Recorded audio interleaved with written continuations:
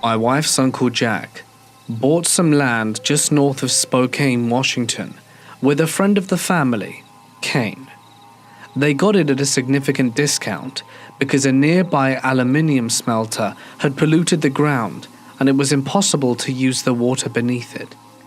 They had set up 2 plots and each had a camper to live in. Jack had been progressively getting more paranoid and saying that people were stalking him and watching him in the trees. About 3 months into living there, a man wandered through the woods and had an interaction with Jack. One thing led to another, and Jack ended up being attacked by this man, who punched him and broke his jaw. Upon being arrested, the man said he was overcome with a desire to see if he could kill Jack with a single punch. Not 2 months later, Jack was murdered in his sleep on the couch in his camper. Kane found him and immediately ran as far away until he stopped to call the police.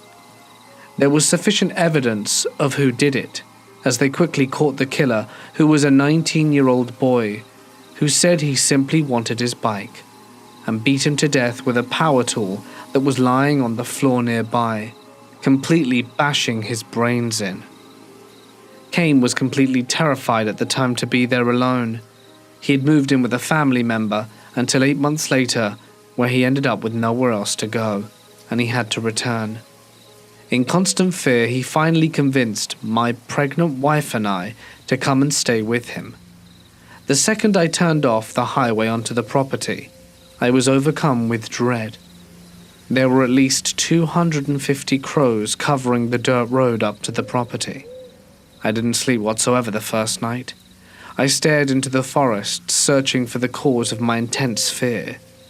The energy of this place was so uncomfortable, and I assumed it was simply just knowing Uncle Jack was killed here. Even the days were eerie. Never did I have a moment where I didn't feel watched. My wife always had a sense of fear, especially after dark. Things sort of normalized for a while, until one day Kane began puking and feeling very lightheaded all the time. I took him to the hospital, and they said he was fine, probably flu.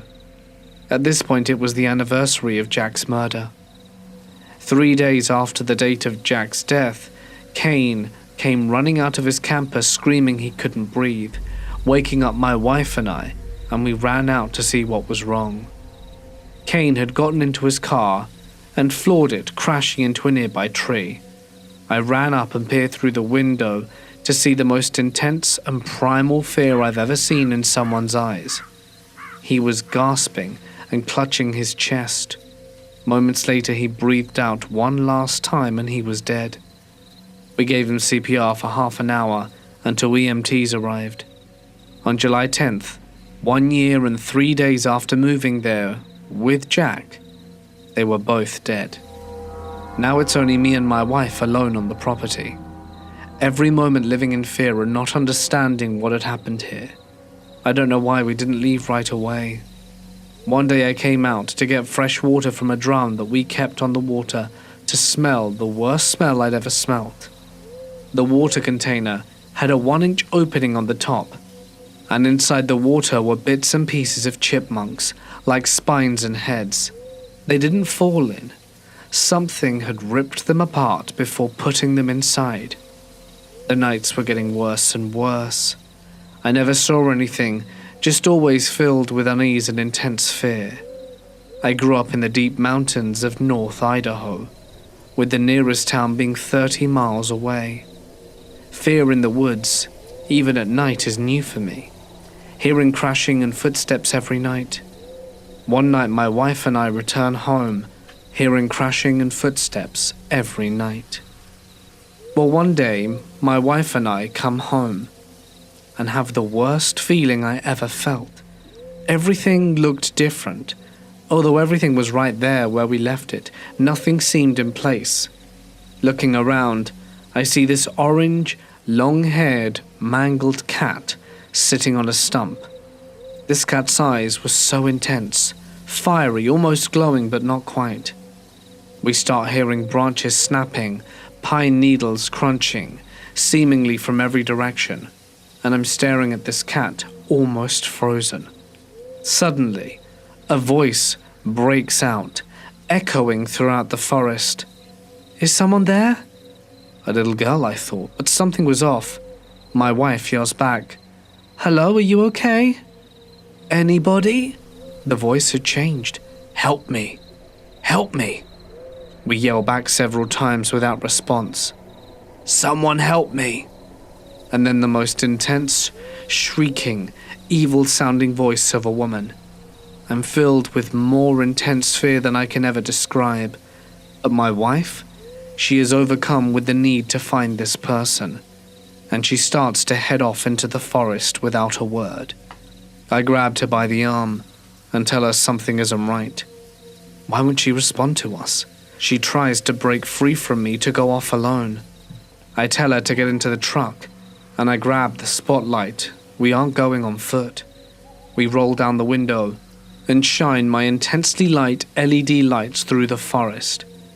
We slowly creep down the road yelling back. As we get further down the road, the voice strikes out, "Please, won't anyone help?" The sounds are difficult to pin down in the woods, but this one was close. I hit the brakes and stop immediately. We shine the lights and yell back, searching, but there's no sign of anyone. When suddenly, the voice explodes into the cabin of the vehicle, as if they were standing right next to my window. It leaves my ears hurting and ringing, and I hit the gas and don't look back. I called the police when I hit the highway, and afterwards they said there was no one around. I picked up our stuff the next day, and my wife gave birth the following. We never stayed there again after the baby was born. What the hell could these things do? I never even believed in the paranormal before, but I don't know what else would have happened had we all have stayed. We had all then been tested later, while living there, to make sure there were no metal levels on either autopsy reports, and there weren't. It seems there was no poisoning to either body whatsoever. So the question remains, what the hell were in those woods? My friend, a 25-year-old female from college, told me a harrowing story that happened to her and her friends in high school. She's from Buffalo, New York, and often went on camping trips to local upstate campgrounds.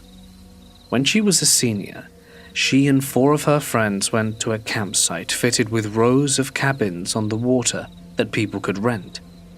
As the sun went down, the girls noticed that their neighbors, a few cabins down, a group of guys a similar age, were playing music and grooving around the campfire drinking beers.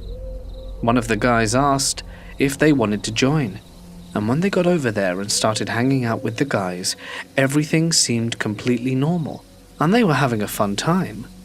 As the night progressed, one of the guys there started to get blackout drunk, and eventually pulled out a revolver that he said belonged to his dad.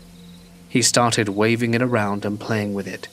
This obviously freaked everyone out, his own friends included. Eventually he started pointing the gun to his head and laughing. While his friends were yelling at him to put it away and how it wasn't funny, the girls at this point were fairly disturbed and told the guys that they should get back to their cabin and said their goodbyes. When they got back to their cabin, they all said about how freaky that was and expressed concern for the drunk guy. They then moved on to other topics and forgot about it for the time being. A few hours later, in the middle of the night, they heard a loud bang coming from the direction of their neighbor's cabin. Shortly after this, a brigade of cop cars showed up to the scene. One officer came to my friend's cabin and started asking them questions about the cabin they had visited earlier that night. When my friend asked the officer what happened, he explained that the kid had taken the firearm, pointed it to his head, and pulled the trigger. They weren't able to discern if it was an accident or if he had intended to take his own life. My friend, to this day, still has PTSD over this incident and explained that she rarely goes camping anymore because of it. This happened when I was 15, near Alcaguin Park. My father and I were driving up to our cottage in the middle of winter. I was always so amazed at the beauty of the park and Muskoka, and had grown up enjoying the beauty of it every summer. Our cottage was on a large lake, about a 30-minute drive from the nearest town.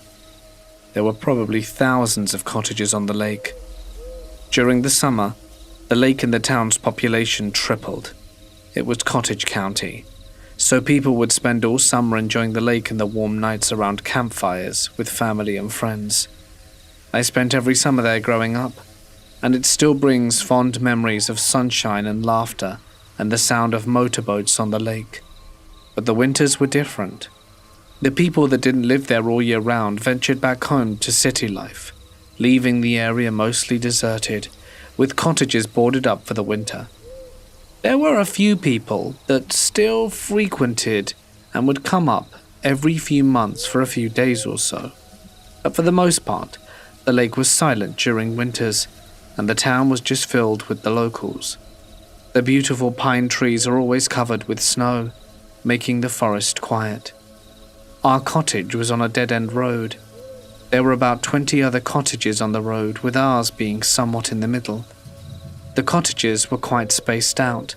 However, with our closest neighbor being too far away to see through the trees, my dad had needed to head up to the cottage to do some painting that my mum had been bugging him to do.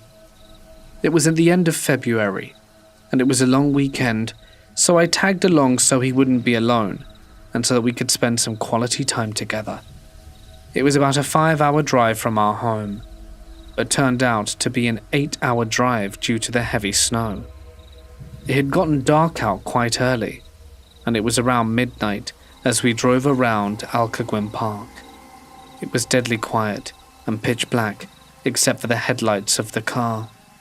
We finally passed through the park, with only about half-hour left to get to the cottage. It had stopped snowing, and we were both eager to get there. As we turned onto the familiar road, I remember my dad cursing. It hadn't been plowed yet. This wasn't surprising, however. It probably wouldn't be until later the next day that we would even see a snowplow. As we drove down the road, I noticed there was a fresh set of tracks. The Smiths must be up for the weekend, my dad had said. And all of a sudden, as we drove around the bend following the tire tracks, the headlights of the car shone on a white van that was parked on the side of the road. It was almost hidden by the vast trees that were covered with snow. "What the?" my dad mumbled. As we drove past the white van, I remember looking back through the back window and seeing 2 figures in the front seat, illuminated by our retreating taillights. I told my dad this and he shrugged. Maybe they're lost? I nodded but couldn't help think about how it was a dead-end road and why they would feel the need to park there. As we pulled into our driveway and started bringing our stuff in, I couldn't shake the feeling that something wasn't right.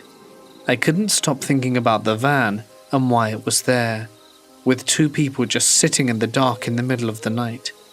It spooked me out so much that I begged my dad to let me sleep upstairs with him, instead of sleeping downstairs in the room my sister and I usually shared. It had big windows with no blinds that looked out into the blackness of the forest, and my 15-year-old self was already scared of the dark, even without the white van. It wasn't a big deal when my sister was there, but not tonight. As my dad got ready for bed, I sat in the living room reading a book. My dad had turned off all the lights, and I was using just a small lamp next to the couch to try and get through the last chapter before bed. It was so quiet, I could almost hear my ears ringing. I started to get the feeling that I was being watched. The living room had large windows, also with no curtains, that overlooked the lake, and it was black, except for a light or 2 from cottages across the lake. I shut off the lamp and got up. Now that the cottage was dark, the moon was shining brightly, illuminating the snow. It was beautiful, and I walked towards the window to get a better look. Movement caught my eye, and I remember my heart dropping as I saw 2 figures down by the back porch, below the window, barely hidden by the surrounding trees. I dropped to the floor and crawled towards the bedroom where my dad was sleeping. my heart in my throat. I wasn't sure if they had seen me or not, but I woke my dad up, and by the time he got to the window, the two figures were gone. Where I had seen the figures, two sets of footprints in the snow led back around to the front of the cottage and back down to the driveway. I begged my dad not to go outside. He double-checked the locks and turned on the porch lights, hopefully to scare off anyone. My dad wasn't as freaked out as I was, but still set the alarm before he headed back to bed. I remember being very freaked out, and I laid there all night next to my dad, terrified I'd look out the window and see someone staring back at me. The next morning, my dad went outside and confirmed that there were two sets of footprints leading from the road in behind our cottage, and then back around the front of the cottage and back up the road.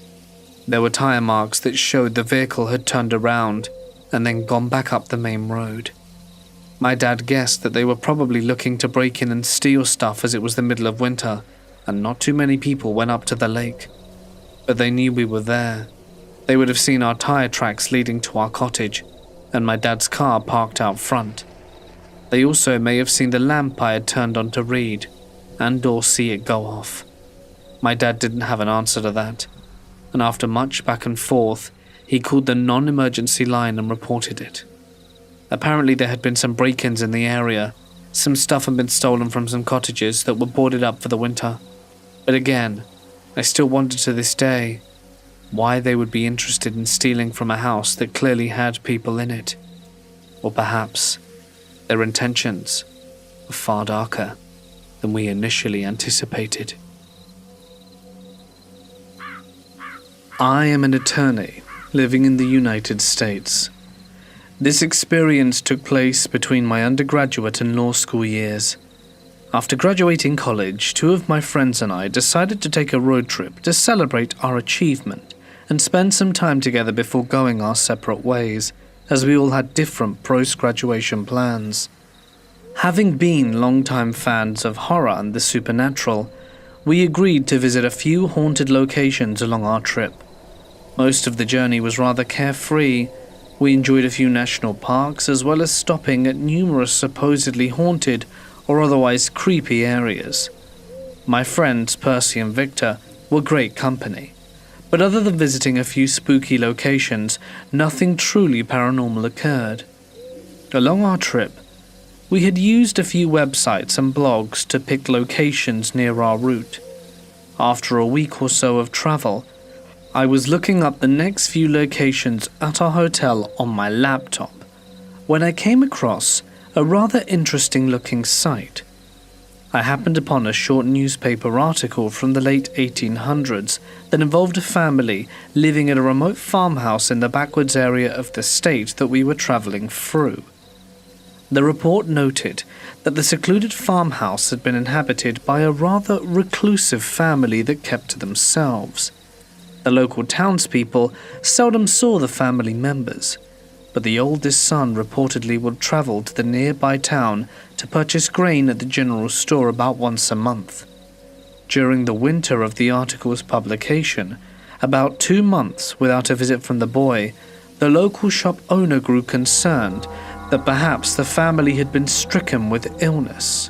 After voicing his concerns to the sheriff, a group of men was organized to bring supplies to the family. That winter had been particularly harsh, and the townspeople wanted to make sure the family had enough grain to last. The supplies were gathered, and a group of 3 individuals, including the sheriff, set off to visit the farmhouse in the woods. The farm consisted of a small barn and a 2-story wooden house. Upon their arrival at the homestead, the men were unable to rouse the family. The barn was empty, and no one received an answer when the men knocked at the house's door. Growing more concerned, the sheriff walked around the back of the house and noticed that the back door was ajar. Calling to his companions, the sheriff entered through the back door, announcing his presence as he did so. What met the 3 men upon entering the house was described in the newspaper articles as the most grisly of scenes. Entrails lined the entirety of the small two-room home. Body parts were strewn around the floor, and the furniture and tables were in disarray, covered in blood. Bloody handprints lined up the walls up the stairwell. The second floor was similarly gruesome, with the heads of all 4 family members found arranged neatly along the edge of the windowsill. The local coroner was brought to the scene and determined that the family had been mutilated by some form of animal. Of the few body parts that remained intact, claw marks could be seen, apparently leading to the conclusion that it was indeed an animal attack. The location of the heads was written off as coincidence, and the article noted that no further investigations were made into their deaths. The house was boarded up and subsequently abandoned. In the years following the massacre, the town fell on hard times, and my research revealed that the last few members of the town had packed up and moved on a few years after the incident, with the entire town later being demolished and converted into a logging company, which was abandoned 30 years or so after. However, the small patch of woods about 4 square miles in which the farmhouse was located remains untouched. Outside of a few chapboards mentioning that the house was still there and had been the site of another amateur ghost hunting expedition, I could find no further information on either the family or the massacre. I know it's a little gruesome, but it was exactly the kind of place Percy, Victor, and I were looking for. Showing my friends the article and the information, they agreed that we should make the 3.5-hour detour through the backwoods to find this house. One of the chapboards I had read noticed that the patch of woods housing the farm lay at the intersection of 2 dirt roads that had been used by the logging company, and if you parked at the corner of the woods along this intersection and headed southeast, you would eventually find the farmhouse. We decided to head there the following night, wanting to make the experience as creepy as possible. In retrospect, this was a mistake, but hindsight's 2020. The following evening, we packed up our gear and bundled up, as it was mid-November and the temperature was supposed to be below freezing. We each had high-powered LED flashlights with 3 spare sets of batteries, 1 for each of us, and a compass. We ate some dinner, filled up the car, and an extra gas can, as there were no operating gas stations in the area, and we didn't want to be stranded in the middle of nowhere with no cell service. Setting off, we were incredibly excited to trudge around the woods and scare ourselves. The drive was easy enough, and after a few wrong turns, we found the dirt path we were supposed to take off of the highway. Supposedly, we would take this dirt road for about an hour and a half, and it would lead us to the area we were heading. It being my car, I was driving, not trusting either of my friends with my car on this rather sketchy path. After 20 minutes or so of driving, both Percy and Victor had begun to doze off. When we were about 15 minutes away from the location, I turned to shake Percy awake, as he was sitting in the passenger seat, and I wanted to make sure I wouldn't miss the intersection. I shook my friend and told him to wake up, taking my eyes off the road for a split second. Turning my gaze back, Percy groaned. In the glare of the headlights, not 10 feet in front of the car was a large, dog-like figure. I say dog-like because in the brief glimpse I got of it, it didn't look quite right. The fur was patchy, and its legs were facing backwards, as if they had been broken and not properly reformed. There was no time to swerve out of the way, and I slammed on my brakes, sure as hell I was about to smash into this deformed animal. But there was no sound or impact. Percy yelled, and the car grinded to a halt. Victor, who had been sprawled out on the back seat, was thrown forward and woke up in a panic. I think I hit a coyote or something. It just appeared out of nowhere, I shouted. What do you mean you hit it? Victor asked. I don't know, dude. It was right in front of me, and there's no way it made it out of there. But I didn't feel anything. "Yeah, you definitely had to have hit it. It was right there," Percy interjected. We all got out of the car, and Percy walked to the front while Victor and I went to the back to look for the animal. "There's no damage. I don't think you hit it," he yelled. I know I hit it. There was no way it got out in time, I thought to myself. I told him so, and Victor called back. He got out his flashlight and flicked it on. There was no blood and no animal. We walked around 100 yards and couldn't find a thing. That was very odd. I knew I saw something, but I convinced myself it must have been the glare. I pushed the gas and started down the road. Percy threw on some horror movie themed music to set the mood for our adventure, and we quickly forgot about the animal on the road as our excitement returned. Before long, Percy called out that he thought he saw the intersection cutting off at the edge of the tree line.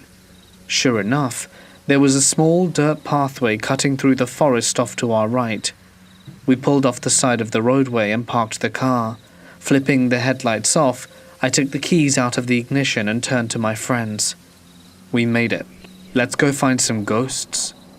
Flipping my flashlight under my face to illuminate my features as I said that. Victor laughed and grabbed his flashlight and extra batteries and shoved them in his backpack. Percy flipped his light on and off to check the batteries and said he was ready. Locking the car and tossing the keys to Victor to put in his bag, I reminded Percy that we should be heading southwest, and off we went. Percy leading the way with me, and Victor right behind. The forest was pretty dense, with a lot of fallen or rotting trees. It was winter, so there weren't many animals out, and it was eerily quiet. We were moving at a pretty leisurely pace through the trees, stepping over the fallen limbs and stumps. The woods felt so unfamiliar, and every time one of us looked back, it felt like there were more fallen trees than we had just passed through. After about half hour of walking, we came to a small clearing filled with white flowers. I walked ahead to catch Percy, and we checked the compass again to make sure we were still heading southeast. Percy showed me the compass, and we indeed were. Victor then called up to us. He had trailed behind and was smacking his flashlight against his palm. "What's the hold-up?" I inquired. He told me his flashlight was dying. We asked if he had not just put new batteries in. He did. That was the weird part. He switched his batteries, rummaging around in his backpack, pulled out 2 more, and threw the old ones into the side pouch, and we kept on going. But we didn't manage to get more than 10 paces before Percy's flashlight began to flicker out. Then Victor's started to teeter out, and mine. We agreed that we should only use 1 flashlight, and I didn't want them all to die and leave us stuck in the dark. So we refilled our batteries, and Percy flipped his back on. We decided to use his first. We left the clearing and entered the trees again, with Percy leading the way. We walked for another half hour or so before coming to a break in the tree line. As we exited the forest, we stared in disbelief. "Is that the car? What the hell? Dude, are you serious? We're supposed to be heading southeast. How did we end up at the car again? Do you not know how to use a compass?" He was heading southeast last I checked, I thought. Did we get turned around at a clearing? But we were definitely following the right directions. It was a very bizarre thing. Percy ended up reluctantly handing Victor the compass, grumbling something about magnets being stupid anyway, and kicking a rock in the road, with Victor holding the compass and flipping his flashlight on. We set off again, southeast. Victor said he would check the compass every 10 steps to make sure we weren't taking any wrong turns. Percy and I tried keeping up with Victor's faster pace. We didn't talk much, with Percy moping and Victor pushing forward, anxious to make up the lost time. Eventually we reached the clearing with the white flowers again. Victor slowed to show us that we were still heading southeast. Percy scowled but said nothing. Suddenly, Victor's flashlight went out, and we were plunged into darkness. Frustrated, we carried on walking, and as soon as we left the clearing, the flashlight All 3 of them, which we had tested within the clearing, lit up, illuminated in the pockets that they had been stuffed in. That was really weird, we all agreed. Victor continued leading with the compass. We started to speed up our pace again, when suddenly Victor stopped. I can't find my phone. I swear I put it in my front backpack pocket after the flashlights came back on, but it isn't here. Are you sure? I inquired. Yeah, dude. There's no way it fell out of my bag, I would have noticed. Let's check the ground on the way back, Percy said. It probably fell out along the path. Once we get to the house, it should be easy enough to get back to the clearing and then we can check there. Victor reluctantly agreed, and we kept moving. After a few more minutes, Percy noticed a faint light coming from just up ahead and called out, "Hello? Is there anyone there?" We began slowly moving towards the light, curious to see what it was, but trying to stay as quiet as possible. Coming to another clearing, we stopped, noticing there were no other figures in sight. The light was coming from the ground up ahead. Victor walked up to the light and bent over, picking up a small object from a patch of white flowers. It was his phone. That didn't make any sense. We'd been heading southeast the whole time. How did we end up in the same clearing? Our expedition continued, us getting more edgy and antsy with each other with every step. We walked for another 15 minutes before Percy shouted, "There's no way! There it is!" He yelled, taking off to a sprint. Finally. Victor and I looked at each other confused. How did we miss this? We're still facing southeast. We definitely should have passed it. Percy didn't seem to hear, overcome with excitement for reaching the destination. Jogging to catch up, Victor and I reached the house just as Percy pushed open the door, and we all stepped into the tiny farmhouse. It really was small. The first floor was a single room with a stairwell in the corner. The floor was littered with leaves and old beer cans. There was spray paint all over the walls, with multiple pentagrams and 666 sprawled across the old wood. Assuming some teenagers had probably thought it would be funny to try and freak out any other visitors to the house. We laughed off the markings and kept looking around. All of the furniture was gone, but a few cupboards remained. I opened one of the doors and found a couple of old rusty cans that looked like they were from the original house. But other than the old cans and the trash on the floor, the room was pretty much empty. "This is sick," Percy said, running up to the stairwell. The first few stairs had rotted away, and to get to the second floor we had to hoist ourselves up. Getting up to the second floor, we were met with more graffiti and a large window facing the front of the house. The window pane was smashed, and broken glass lay scattered around the floor. Running up to the window, Percy suddenly screamed and dropped to the ground. "What the hell?" he yelled, as something dropped from the ceiling and shrieked, flying directly at his crumpled figure before turning and barreling out of the open window.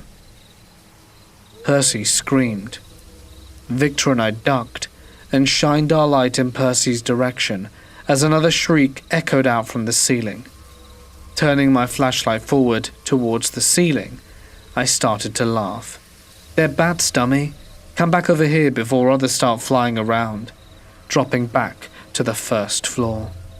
Crawling on all fours, Percy shuffled back towards the stairs when he dropped down after us, and Victor and I began bursting out laughing. We then decided that this would be the perfect moment to try and find the barn. We started walking around the back of the house, stopping to take a few more pictures of the outside as we did so, and after walking around the back of the house for 10 minutes, we found a few rotted pillars and some collapsed timber that must have been the remnants of the barn. Apparently the barn had not held up as well as the house, and it was completely collapsed. Deciding that the trip was mostly a bust, as there had been no real excitement other than the bat attack, Percy asked if we could go back to the car. He was still a little shaken up by the bat, and upset that the house was so small and the barn was gone. Mocking him for his fear, and telling him that we were not sure what he had expected, we agreed to head back to the car. It was pretty late, and we were all pretty cold, and still had to drive back to the main road before continuing another hour down the highway to our hotel. Returning to the house, I pulled out the compass and checked the direction standing at the front of the house. We could see the house was indeed to the southeast, and I pointed out the northwest in the direction we had come from. If we walk back this way, we should make it back to the car in like 45 minutes or so. And we started off down the path. Victor and Percy followed, with Victor still mocking Percy for screaming like a little girl. And after about 20 minutes of walking, we suddenly came out of the trees into a wide open field. Shining our lights forward, we could faintly make out the edge of the forest going all the way to a small dirt road. "Over the opposite end of the forest?" Victor asked. "I think maybe the compass is broken after all." That's when we heard a large crash echo through the forest. "Did that come from the house?" Victor inquired. "I think so. One of those bats probably just knocked into something, or some wood gave out from Percy running around the second floor."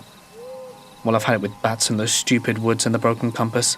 I'm walking to the road and I'll follow back to the car," Percy said, clearly unnerved by the crash. Percy was getting irritated and unnerved, and decided to jog back. Victor and I shrugged, and set off into the woods taking a leisurely pace, trying to accommodate Percy's longer trip. We scrolled through our photos and chatted about how funny it was to see Percy freak out, and after a few minutes of walking, we started to hear crunching leaves behind us. We stopped and turned, figuring that Percy had decided to follow us after all. As we yelled out his name, the crunching stopped, and we heard a faint rustling in the trees about 50 yards behind us, and then silence. We called out for Percy again, shining our lights through the tree line, trying to make anything out but getting no reply. We continued on, talking as we went.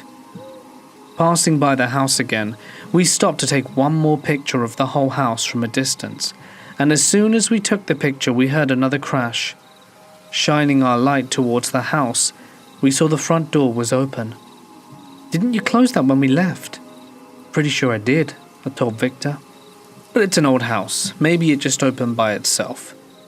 We agreed to pick up the pace. We started walking in the opposite direction of the house, moving quickly but still walking. After about 5 minutes of walking, I started to hear the sound of crunching leaves coming from behind us again. I whispered for Victor to stop and listen. The crunching continued for a few seconds and then stopped, again, about 50 yards behind us. We started to move forward again, trying to stay as quiet as possible to hear if there were indeed sounds coming from behind us. As soon as we started to move, the crunching resumed. If we stopped, the crunching stopped. I told Victor to stay absolutely still, and we listened, shining our light behind us. There was nothing there. We both looked at each other, clearly starting to feel a little creeped out. "Is it Percy?" Victor asked. I started to answer but was quickly cut off. Suddenly the crunching resumed and started getting faster. As the noise got closer, we both heard the unmistakable sound of shallow laughter. It was raspy and low, but we both instinctively knew it wasn't Percy. Victor and I both looked at each other terrified, as if we knew what each other was thinking, and we ran. Without saying a word, we both took off sprinting in the opposite direction of the steadily approaching noise. The crunching and snapping of twigs and leaves matched our pace and continued behind us. At this point we were certain it was not Percy, and were terrified. We tore out of the woods, aiming at the direction of where we thought the road was. Breaking out of the tree line and hitting the dirt road, we noticed Percy jogging steadily a few yards ahead, singing to himself. He turned, shocked, and started to ask what we were doing. But before he could get a word out, I screamed to run, and without a second thought he booked it. We tore down the dirt path. I was the faster runner of the group, and quickly took the lead, yelling to Victor to throw me the pack so I could get the keys. I started to fumble around, feeling for the keys in the bag's front pocket. As I did, I turned behind to look at my friends. and I saw the underbrush at the edge of the forest shaking violently as something barreled through the trees, clearly pursuing us. I turned my head forwards. As my hand met the cool metal of the key fob, I started sprinting as if I was going to die. Seeing how fast I was running, Victor and Percy screamed and tried to keep up, fighting to stay ahead of whatever was chasing us. After what felt like an eternity, I saw the faint outline of the car ahead. Digging deep, I found energy I didn't know I had and burst forward, sure that if I could make it to the car I would be okay. I finally reached the car, fumbling for the keys and unlocking the door. Percy and Victor dove into the back seat as I started the car. As soon as the rustling reached the edge of the forest, it stopped. Flipping their headlights on, I saw two glowing red eyes, and without thinking I threw the car into reverse, did a 180 throwing both of my friends against the side of the car as I did so.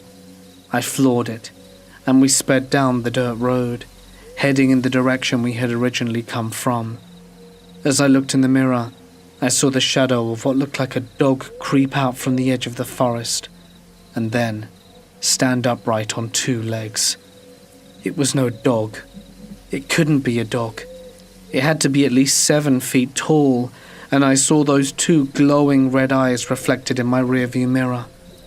The form let out a loud cackle before dropping on all fours and turning back into the woods. I focused my gaze back on the road and centered the car in the lane, grateful we had made it. We were silent the rest of the drive. There was no music, no laughter, nothing.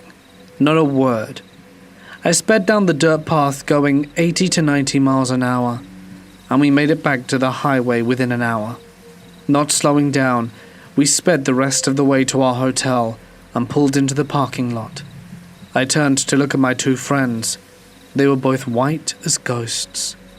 We all got out of the car and walked to the hotel. The old man working the front desk tried to be friendly and greet us, but we were too stunned to speak. I mumbled out our reservation and managed to politely thank him as we turned to leave. He didn't ask any questions outside of the necessities, which we were all too grateful for, and slunk into our room.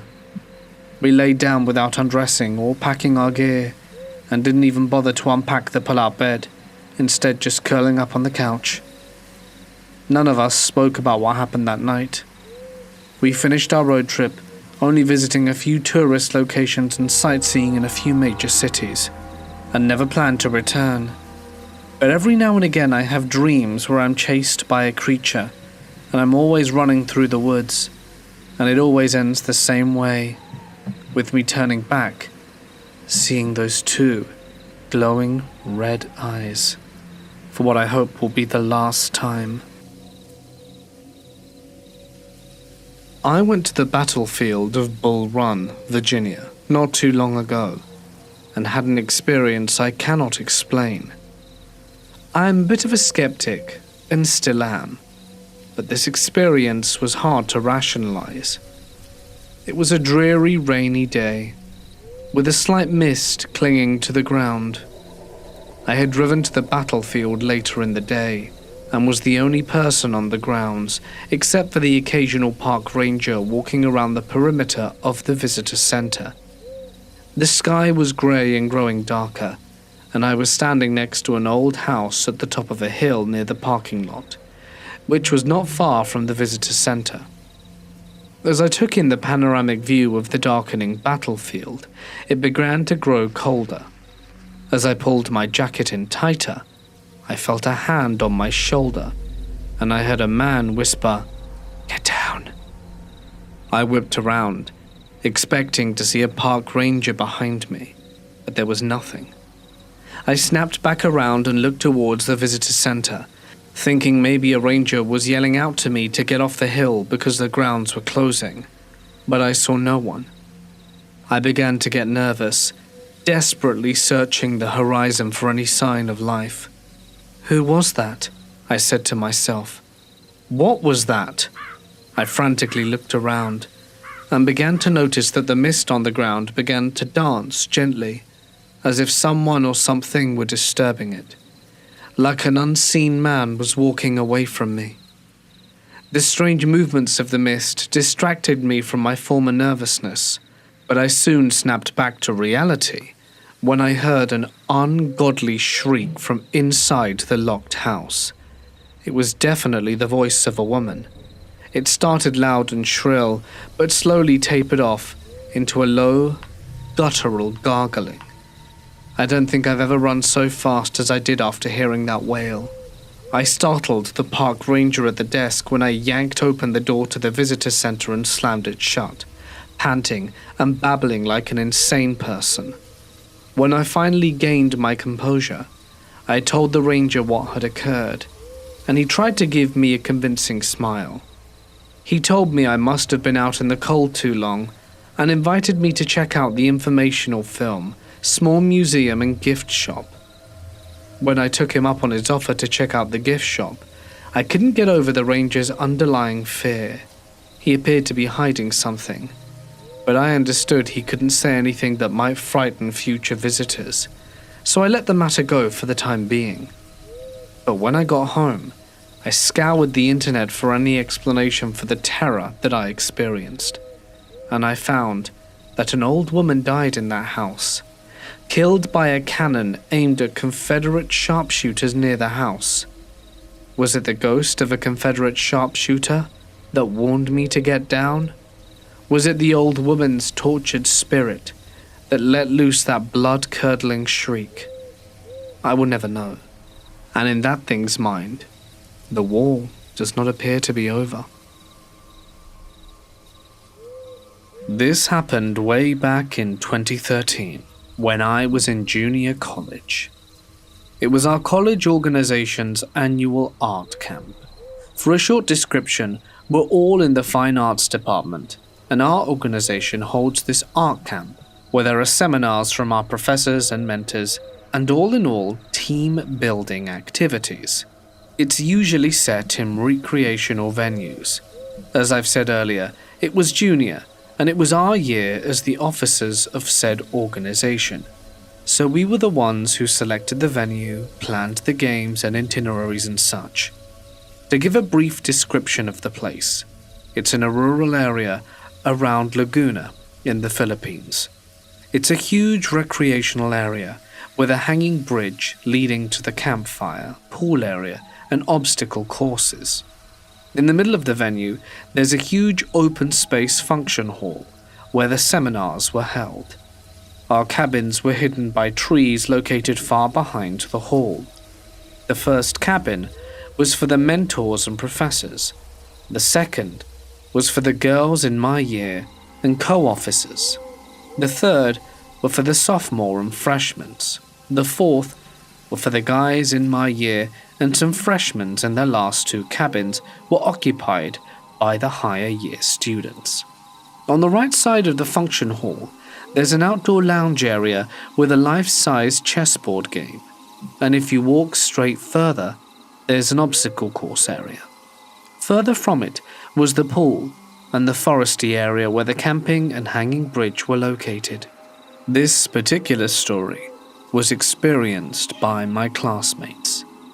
It was already night, around 8 p.m., and our scheduled seminar was already finished, and everyone was done with their dinner. Some of the students were chilling on the patio of their cabin, some were walking around, and us, the officers, were busy with planning tomorrow's activities. The guys, Gab, Wally, Kev, Alan, and Hero, were chatting and chilling inside their cabin. One of them decided to explore around, and Hero told them to go play at the chessboard area, and they all went except for one. Gab approached Frank, a freshman, dozing at the top bunk, and asked if he wanted to come with them. But Frank was tired and declined, turning his back to them. Before leaving, Gab asked Frank if it was all right to borrow his slippers, because he didn't bring any. He said it was fine. So the five guys leave the cabin, fooling around and laughing. They look around and saw a few students slowly heading to each cabin to rest. They were almost a few yards away from the chessboard when Gab noticed someone was walking parallel to them. The guy was heading to the large old coconut tree adjacent to the chessboard area. He was confused and stopped walking. Wally, Kev, Alan and Hero noticed the guy walking as well. It was already dark around with minimal lights far from them. Gab tried to rub his eyes and recognized the walking guy. It was Frank. They all shouted, "Frank, come here!" Hero realized Frank stopped walking and turned to them. No expression at all. Alan was confused and asked if it was really Frank. Gab realized there was something creepy and faced the guys. How could it be Frank? I'm wearing his only slippers. They all looked at the guy that they were calling, and it continued walking, then suddenly vanished behind the old, tall coconut tree. The guys collectively gasped, ran, and shouted loudly back to their cabin. When they reached the door, they opened it, only to find that Frank was sleeping deeply with his headphones on. They woke him up, slapping him softly to ask him if he was okay or if he'd walked outside. Frank, rubbing his eyes, said no confusedly. The 5 guys got scared so much they tried to outrun each other heading to our cabin to tell us what happened. I was so scared but not actually surprised, since I felt creepy around the area during the night. It really felt strange enough. I've had many experiences in the night before, but I wasn't sure if it was paranormal. I was the only one awake at the time as it was 2 a.m, and I heard giggling around our cabin like kids running around chasing each other, and noticing silhouettes walking past screen doors, though I personally tried to dismiss it, thinking it was some sort of student that was still awake fooling around outside. But I didn't get to sleep till 5 a.m. I believe that place had ghosts and elements in it, as per the recount of some of the students too. You can easily tell if something creepy is in that place, just by the vibes it gives off. I was in the 4th week of summer camp. I was a camp counselor up in the mountains. It was the weekend, and during that time there were no campers on site. It was only us 7 counselors. Everyone but Alex was chilling in the break room. Alex was assigned to stay in the Hawk cabin alone because he was the only guy working that weekend. It was late, and Alex had gone to sleep. He started to dream. In his dream, he saw a little girl dancing on top of one of the bunk beds and singing, "I'm Riley, I'm Riley." Then she looked at Alex and jumped off the bunk bed and broke her leg. In a panic, Alex woke up to check on the room for any little girl. The room was empty, but Alex was too spooked to go back to sleep. He went down to the break room for some company. A minute or two later, our boss walked in and asked Alex, "Who was that little girl who stumbled out of your room?" A few days after everyone had stopped crapping their pants, a new batch of campers arrived. On the first day, we took a bunch of campers on a hike. On the trail, we were singing camping songs and getting to know everyone. My campers were telling me all the cool dreams they remember. I told them about this dream I had where there was 0 gravity. Then this girl in front of me turns around and said she had a scary dream a few nights ago. She dreamt that she was in Hawk cabin and there was a little girl trying to dance around with a broken leg. I purchased a hunting property in southern Maryland a few years ago. It's a decent chunk of land of over 400 acres, almost entirely wooded. Its history goes back to the 1660s, when it was deeded to some English military colonel. It has an old plantation-style house built in the 1870s. We were told the original house had burned down.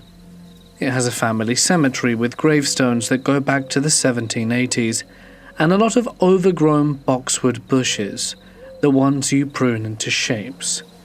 The place did seem a little creepy right off the bat, but I've always been a pragmatic kind of person. I didn't give that stuff a second thought. The land had been leased by a hunting club for the past 20 years or so. All the stands were set up, and the trails already established. It was a perfect fit for us. At one point I made an offhand joke to the hunting club guy about the haunted house. "It really does look like one." He said something along the lines of, "Yeah, this place will make your hair stand up on end sometimes." He seemed surprisingly serious. I thought he was going to make a joke back about it. Again, I didn't think much of it, but it stuck out in my mind. The house was unlivable at the time of purchase, so we were commuting back and forth from a friend's house any time we needed to be down there to get the work done.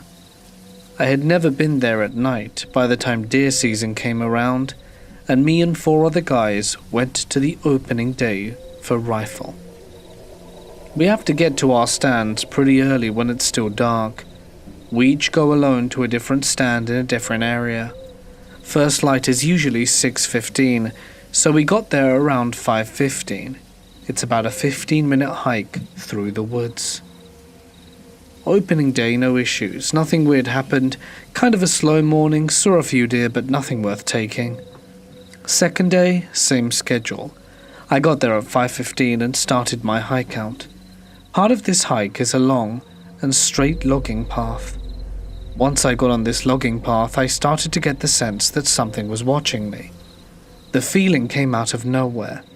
I've hunted since I was a kid, and I've had deer snort and stomp at me in the dark. I know the wildlife is always watching, but this felt very different.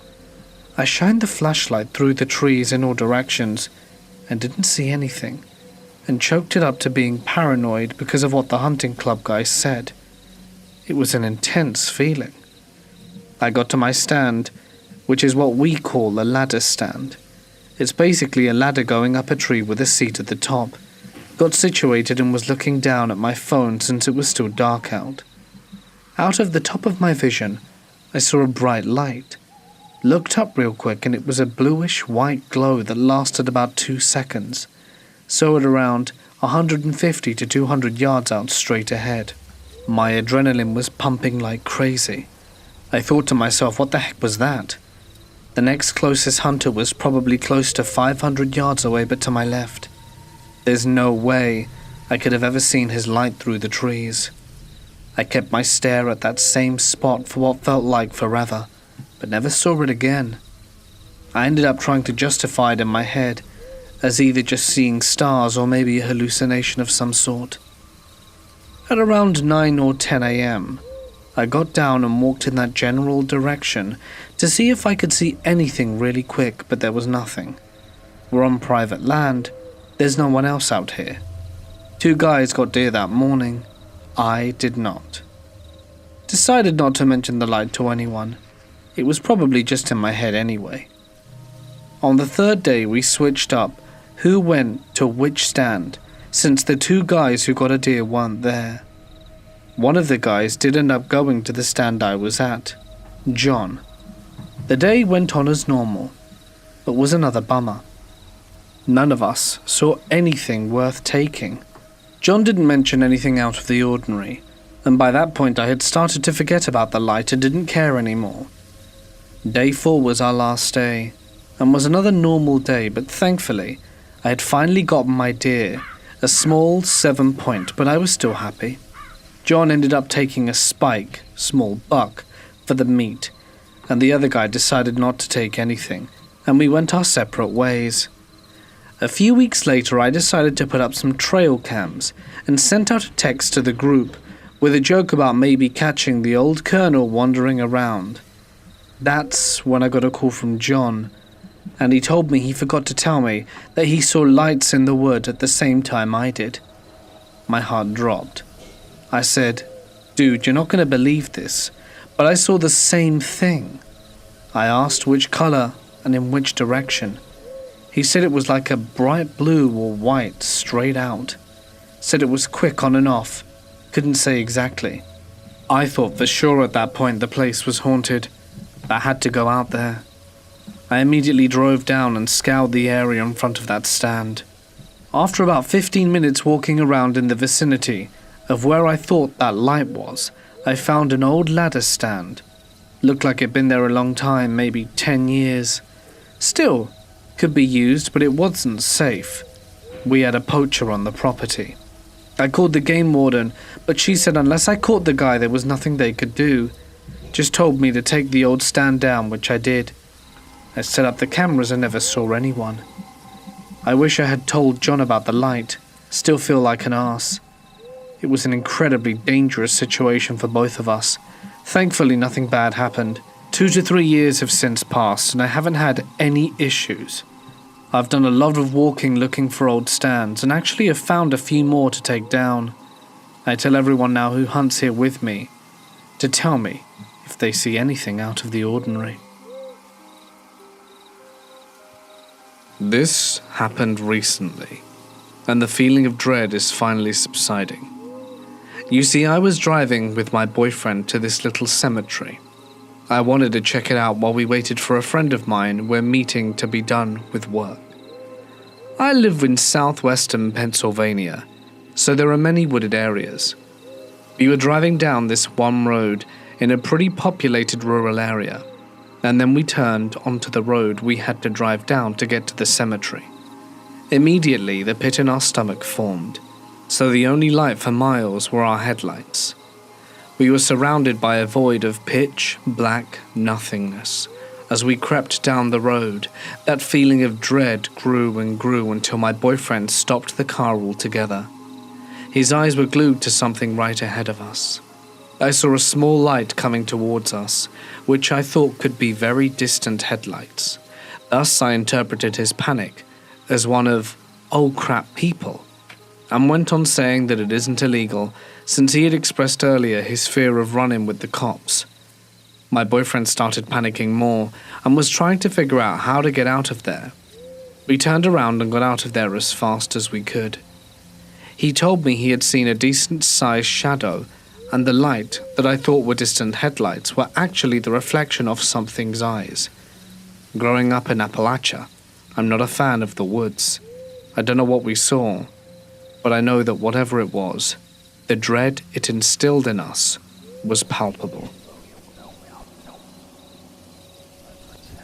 I was camping with my husband and his family at a small remote lake in New Mexico. There were about 10 people in our group and another group of 6 people in the next campsite.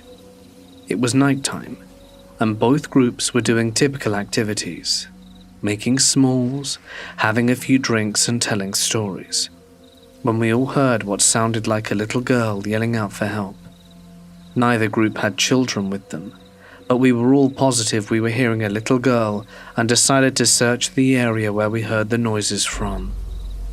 There was a field behind our campsite, and we all saw a very tall, pure, white figure standing about 100 feet away from us in the field making the noise.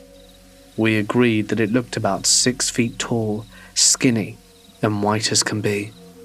We made our way closer to investigate, but whatever it was that we saw started backing off as we got closer and vanished into the trees. All night, we continued to hear a little girl calling for help as we tried to sleep. Needless to say, it creeped us the hell out. Back in 5th grade, my class and I went on a trip to camp in the mountains for a week. Typical camp, archery, rock climbing, and so on.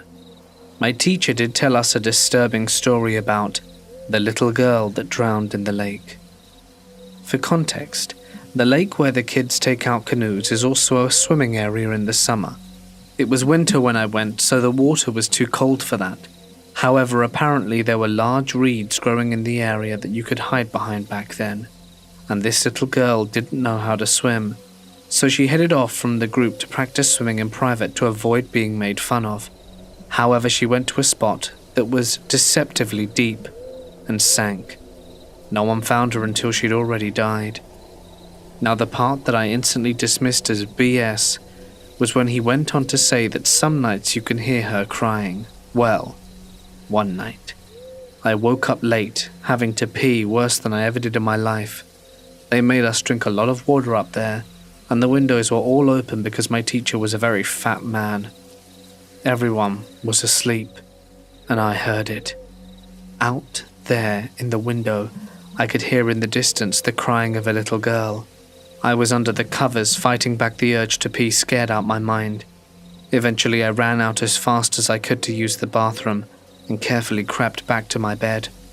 The crying had stopped, and I didn't hear it on any other night. Just so that you know, the boys' cabin was small, and if some kid was crying in there, everyone would have heard it and woken up. Same for the girls' cabin, but there would be no way to hear a girl crying for the boys' cabin unless she was screaming bloody murder. Some other kids claimed to have heard it too, which I don't know the sincerity of. Lots of kids like to say stuff to get attention. I could swear it was within 10 meters of the cabin, just wandering outside. To this day, it brings chills up my spine. How clear the crying was, how genuine it sounded, and the fact that I was skeptical about it beforehand. I don't know if it was the ghost of the little girl, but it certainly was scary. About 2 years ago in the dead winter, my power went out. This was a big problem for me because I have a pet leopard gecko who requires heating elements to survive. It started getting very cold in my apartment very quickly, to the point I became worried about my pet's safety, and did the only thing I could think of, which was to take my gecko to my car and crank the heater up. Normally we get a few power outages every winter in my area, and they last maybe an hour or two. This time was different, because the power didn't come back on for 6 hours. After an hour of sitting in my driveway, I got extremely bored and started driving around my neighborhood, which had some more rural areas that butted up against a national forest. One of those areas is an absolutely beautiful overlook where you can see miles of forest and also a few streetlights, so I'd be able to see if the power came back on. So I drove there and parked to enjoy the view. I'd had the heat running for a while, and the car had gotten a bit hot, so I rolled down the window to let some cool air in, and almost immediately started hearing something far off. Kind of weird and a sad-sounding howl mixed with a squawk. I assumed it was an animal, but rolled up the window almost all the way, just in case.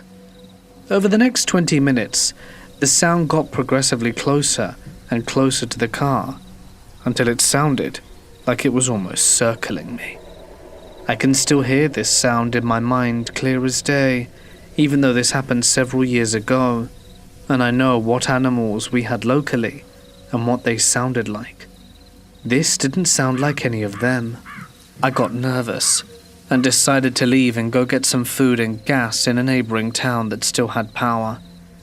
About another hour passes and there's still no power. Having convinced myself the sound was just an animal, and it had probably long since moved on, I went back to the overlook to enjoy my meal. About an hour goes by without anything happening.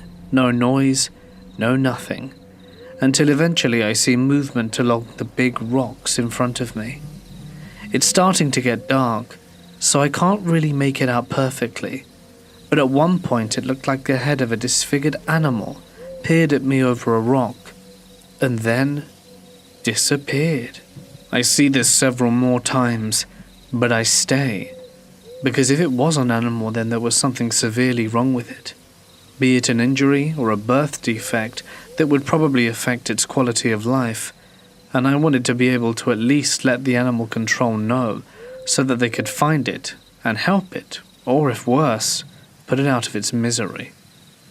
After a while it started making noise again. It was the same one as before, but now it also added this horrible gurgling sound, almost human.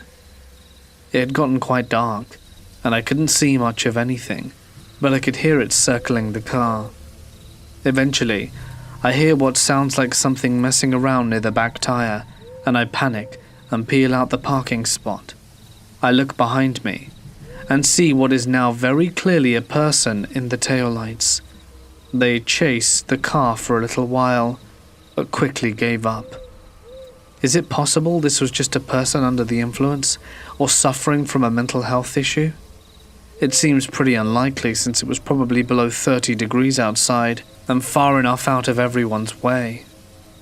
I doubt anyone would be hanging out there, let alone hanging out there for hours and wearing what appeared to be animal skin on their head. If it wasn't a person, based on the location and how things looked, could it have possibly been a skinwalker? This experience still terrifies me to this day. My siblings and I live in the pretty rural countryside with only 2 neighbors, one to the front of our house and the other to the right side of it. To the left of our house, we have pretty dense wood. Neither of our neighbors have children. It was late spring/early summer, and we had decided to play hide and seek in the woods, as we would do pretty commonly. We had been going for a few rounds, and it was my younger brother's turn to seek. So me and my sister decided to hide together. We crossed the creek and hopped over logs until we found a pretty wide tree to hide behind. We waited a few seconds, and we heard my brother say, "Ready or not, here I come." I motioned her to stay quiet and get behind me to remain hidden. We sat there for minutes, while I peeked around the side of the tree to watch my brother. At this point, I'm locked into the game, and I'm not paying attention. My sister nudges me, and it caught me pretty off guard, so I look over, and she's pointing at one of the trees near the abandoned shack behind us. I look to where she was pointing, and I see what appears to be a kid, anywhere between 10 to 13, peering around the tree, looking towards us. The first thing I notice is that he was wearing a green and white striped shirt. I looked at his face, but saw nothing. His head was there, but he had no facial features like a blank canvas. Quickly I got up and pulled my sister along and ran back towards the house. My brother was still looking for us, so as we passed we just told him to run, and he did. We ran inside the house to tell our mum what we saw, and she brushed it off as our imagination, but we insisted that we saw it. To this day I don't know what it was, but my sister, who saw it first, is convinced that it had no face. I only saw it for a second, so thought perhaps my mind was playing tricks on me, but I still wonder what it was and why it was just watching us. We went camping just over a week and a half ago, and the weather was really hot and humid, and we had a huge thunderstorm with purple lightning. 3 evenings we saw purple lightning overhead, which was beautiful, and the second night myself and my daughter were out chilling, watching the storm, when this thick mist-like mass moved between our campsite and our neighbor's car and his caravan.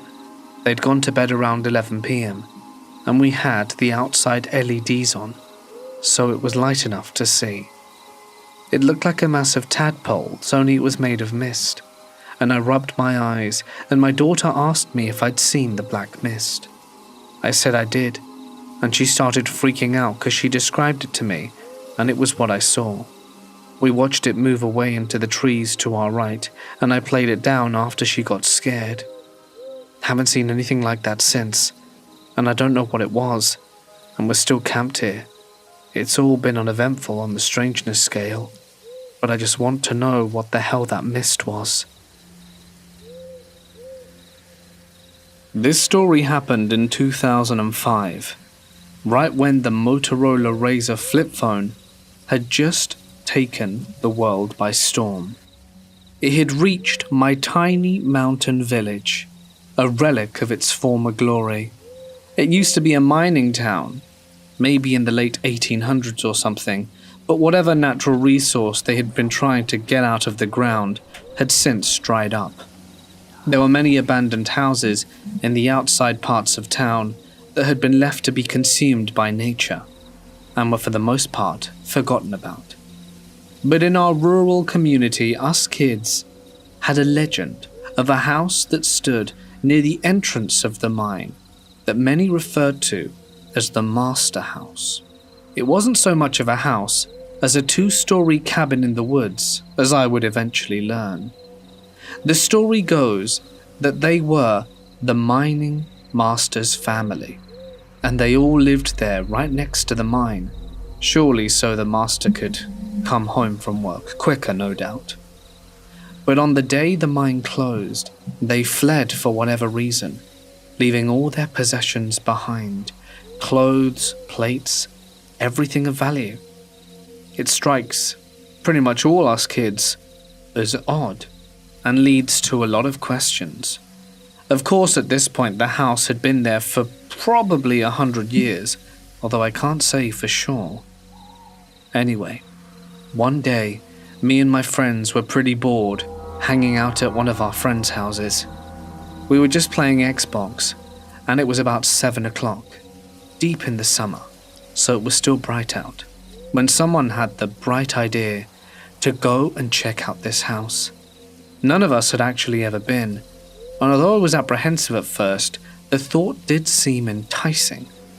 It was finally something new in this town of stale and boredom. So off we went. We packed into my friend's car and drove to the trailhead, with flashlights in arms. It was still light out, but about 8 o'clock at this point, and the sun by 10 would be well and truly gone. I believe it was about a 45-minute walk, so flashlights just on to provide that extra illumination among the thick trees. We pressed on. It took us a while. We spoke excitedly, wondering what treasures we would find there that obviously kids in the past 100 years hadn't of course discovered when we went to the house. By the time we reached it, I realized it wasn't a house at all, but a cabin. It was pretty creepy to say the least, and in the dying light, especially more so. Us friends stood at the base of the cabin, petrified. We don't know why. To this day, we can't explain what it was, but it felt like all the sounds suddenly disappeared when we reached it. The air and wind didn't move or stir, and the animals that we'd been hearing on our walk suddenly were silent. We looked up at the door. It had definitely been withered by age, sun-bleached and everything. I walked up the 2 steps made of stone to the cabin and pushed open, to no resistance. Inside was darkness. The dank and dusty smell hit us immediately.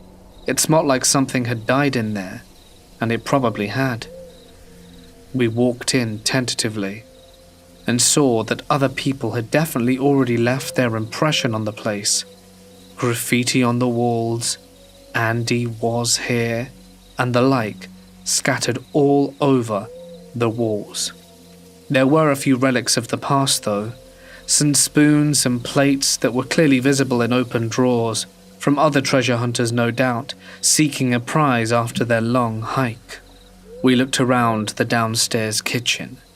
The stairs were in the middle of the room, and we made our way over to the living space. There were 3 couches that were still there, although rotting and quite disgusting to look at. We could see a spring poking out through one of these.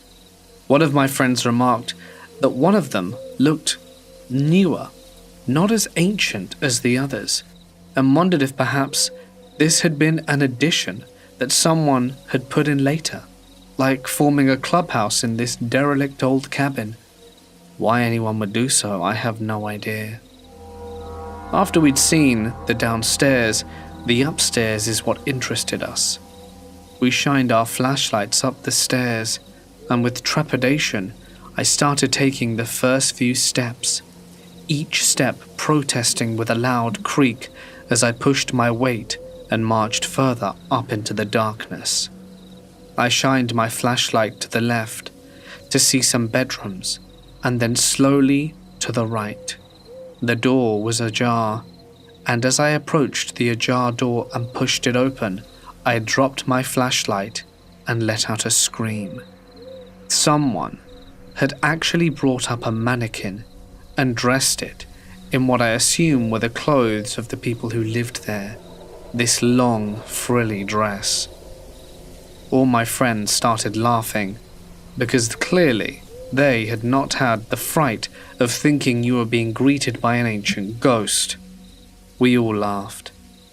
We looked around each and every room, my friend finding some old faded papers and seeing if he could make out any of the words, but ultimately, the quest, although enjoyable in part, didn't hold much fun, seeing as everyone else had come here before us. My friends and I were decidedly done with this little adventure, and thought it'd be best to go home. The night was nearly fully upon us, and the thought of going through the forest in the darkness wasn't that appealing, as I wasn't sure if our flashlights would hold all the way back. We all went down the stairs, when a friend said he needed to wee, so he ran outside and round the side to do his business. We were all just kind of lingering in the hallway, taking one last look, when we heard a few footsteps from above. I shouted up and asked who was still up there and to get down because we were leaving them behind, but no one replied. I then looked around. There were 5 of us, and downstairs here in the room were 4 of us, with my friend outside doing his business. I did a double take and recounted. Right as I was finishing my second count, I heard 1 step, as if someone moved a single step upstairs and shifted their weight onto one leg. A creak from the floorboards. My friends looked at me and I at them. And in the few moments it took for all of us to realize that something was not quite right, we bolted out the door. We didn't look back, but the friend who was taking a wee shouted out after us, asking what was going on. It was only after we had rejoined the path and were in the tree line did our friend finally run over to us and ask what happened. When we told him what we'd heard, he said it was surely some kind of animal, or the wind, or just the house itself creaking, and to not be chickens. Now that we had left the house, it didn't seem so scary, but we still needed to make it home. As we started walking, I put my hands in my pockets, and that's when a dawning realization hit me. My phone wasn't there. I searched everywhere, asked my friends if they'd taken it as a joke. You see, I'd been using my new Motorola phone and showing it off to take pictures of this decrepit cabin. I knew that I must have left it in the house. I really didn't want to go back. So a friend, Sam, decided to come with me, and the others would wait by the trees. We started making our way into the house. We pushed through the door and looked around the downstairs. To this day, I still don't know why I did this, but I began opening the drawers of the kitchen, seeing if someone had stuffed it in one as a joke, even though all of them claimed not to. When I opened one of the bottom drawers, inside I saw a decomposing bird, and that genuinely frightened me. After deducing that the phone definitely wasn't downstairs, we started making our way upstairs, and I felt a chill run down my spine. Something didn't feel right, and those noises had definitely spooked me. But I wanted my phone. It was expensive, and there was no way I was going to be able to afford another one. We looked in the rooms on the left-hand side first, but there was nothing. Finally, it was time to look in the mannequin room. My friend had left the door ajar, the last one out, surely to scare the next people who came up here. I pushed open the door, and right there, at the foot of the mannequin, was my phone. The thing that I find hardest to believe is how on earth it got there. You see, after my initial scare, I didn't even bother looking in that room, and that was on the doorway. I turned around and left. It was a few spaces between me and the mannequin. I would have had to throw my phone in order for it to reach where it was at the mannequin's feet. My only logical conclusion was that one of my friends took it from me and left it there. It then started to dawn on me that one of my friends must have done it on purpose, and they were waiting to see my face when they were going to ask me where I'd found it. I thought that must have been the most logical conclusion, and started to make my way back down the stairs. We ran out the house and closed the door, not wanting to wait and see if we heard any more noises as we left. When we rejoined my friends, one of them asked why the hell we were playing with the dress. I asked them what they meant, and they said it wasn't really necessary to try and make out I'd lost my phone if we were just trying to scare them. I asked them what the hell they meant. Sam looked at me in surprise. We hadn't done anything. I told them I'd only gone in to find my phone, but I didn't say where I found it. Then they looked at each other and asked why I was moving the mannequin around the room. I gave them a confused look. They went on to explain that after we'd gone into the house, it appeared that the mannequin, which was visible via the window, moved around a little, moved from side to side, and then back down in the chair. I looked at them in horror and instinctually turned back to the window where the mannequin should have been visible, but there was nothing there.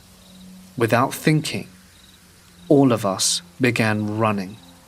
It wasn't until we reached the end of the trail and were back in the car, exhausted and panting, did all of us tell our sides of the story. Our friends adamantly said that none of them had moved my phone.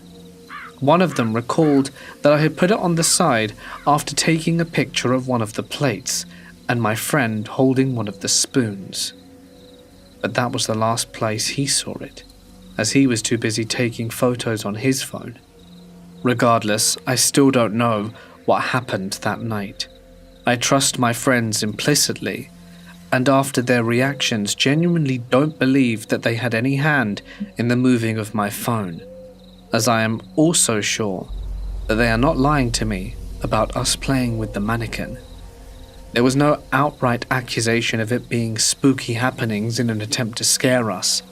They thought we were trying to scare them, and pathetically at that, as they didn't even contemplate the possibility of it being paranormal. I'm not sure what it was. It was dusk after all. There was very little light. Maybe it was a trick of the light. At least, that's what I try and tell myself. But what I know for sure is that I will never be going back to that cabin or encouraging anyone else to do so either. I was 14 and in the Boy Scouts, and we were on a canoeing trip down the Buffalo River in Arkansas. It was a 6-day trip, and it was just our little crew of about 10 boys and 3 adults. We had not seen anyone outside of our crew for days. We would canoe several miles and pick some random spot to sleep in each night. This one night, me and a friend decided that we were not going to sleep in the tent. We wanted to sleep in some hammock by the river. I woke up sometime in the middle of the night, being eaten alive by mosquitoes, and decided that this was a stupid idea, and began walking to my tent that my tent buddy had set up and was sleeping in without me. The field we chose to camp on that night was quite large, so the tents were spread out far apart. I'm walking by one of the tents, and I see this shape huddled up next to it, and assumed it was the boy's backpack, but it was oddly shaped and could have been a person. But it was very dark and I couldn't see all that well. For some reason I decided to kick it while I was walking past to make sure it was just a bag. When I kicked it, it grunted in pain. It surprised the hell out of me. You must understand that we were in the middle of nowhere, out in the wilderness, so my first thought was that Adam, the guy who was supposed to be sleeping in that tent, was outside of it for some reason. So I knelt down beside him and asked, "What are you doing out here?" The man replied, "I like you people." That's when my heart nearly exploded out my chest. This wasn't Adam, but a stranger. Fear seized me. I noticed he had a knife in a sheath on his belt loop. I was trying my best to stay calm. I will never understand why I thought that I needed to get that knife away from him. I should have just run screaming, but I didn't want to alarm him. I went to grab the knife, and he grabbed my arm and said, "You need to go to bed." Okay. I just got up and walked the remaining 100 feet or so to my tent. I woke up my tent mate damn near hysterical, just knowing he was going to come in any second to terminate us. I woke him up and told him the story, and he, being much braver than me, went out and walked around the camp and said he didn't see anyone and thought I was making the whole thing up. The next morning when I woke up, he informed me the adults wanted to talk to me. I walk out the tent and see people's stuff thrown everywhere. Apparently the guy, whoever he was going outside each tent and going through the backpacks looking for stuff to steal. One of the adults had an expensive camera missing. The adults went and searched for signs that someone else was on this part of the river, but never found anyone or anything. To date, that is the scariest moment of my life, and though I'm 36 years old, my wife mocks me, as I still sleep with a nightlight. I was living in the woods on some state land for a while a few years ago, as I was out of options. I could hear cars approaching from this stop from a mile away, and there weren't more than a few houses within walking distance, so I usually knew when there were people around. Yet, near where I found an old cobblestone foundation, about 50 yards from my camp, every night I saw what appeared to be an oil lantern where a match would strike. Even in the wind, the lantern would light. Then the match would go out, and the lantern would bob forward for about 15 steps, and then the light would disappear.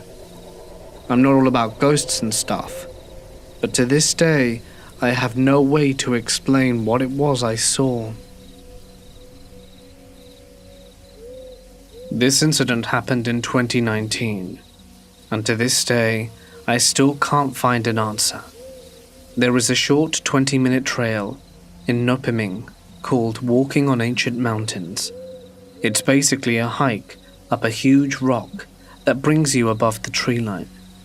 You get a 360-degree view of the lakes and forest around you, and there are a few picnic tables up there to eat breakfast, and it's a great place to watch the sunrise.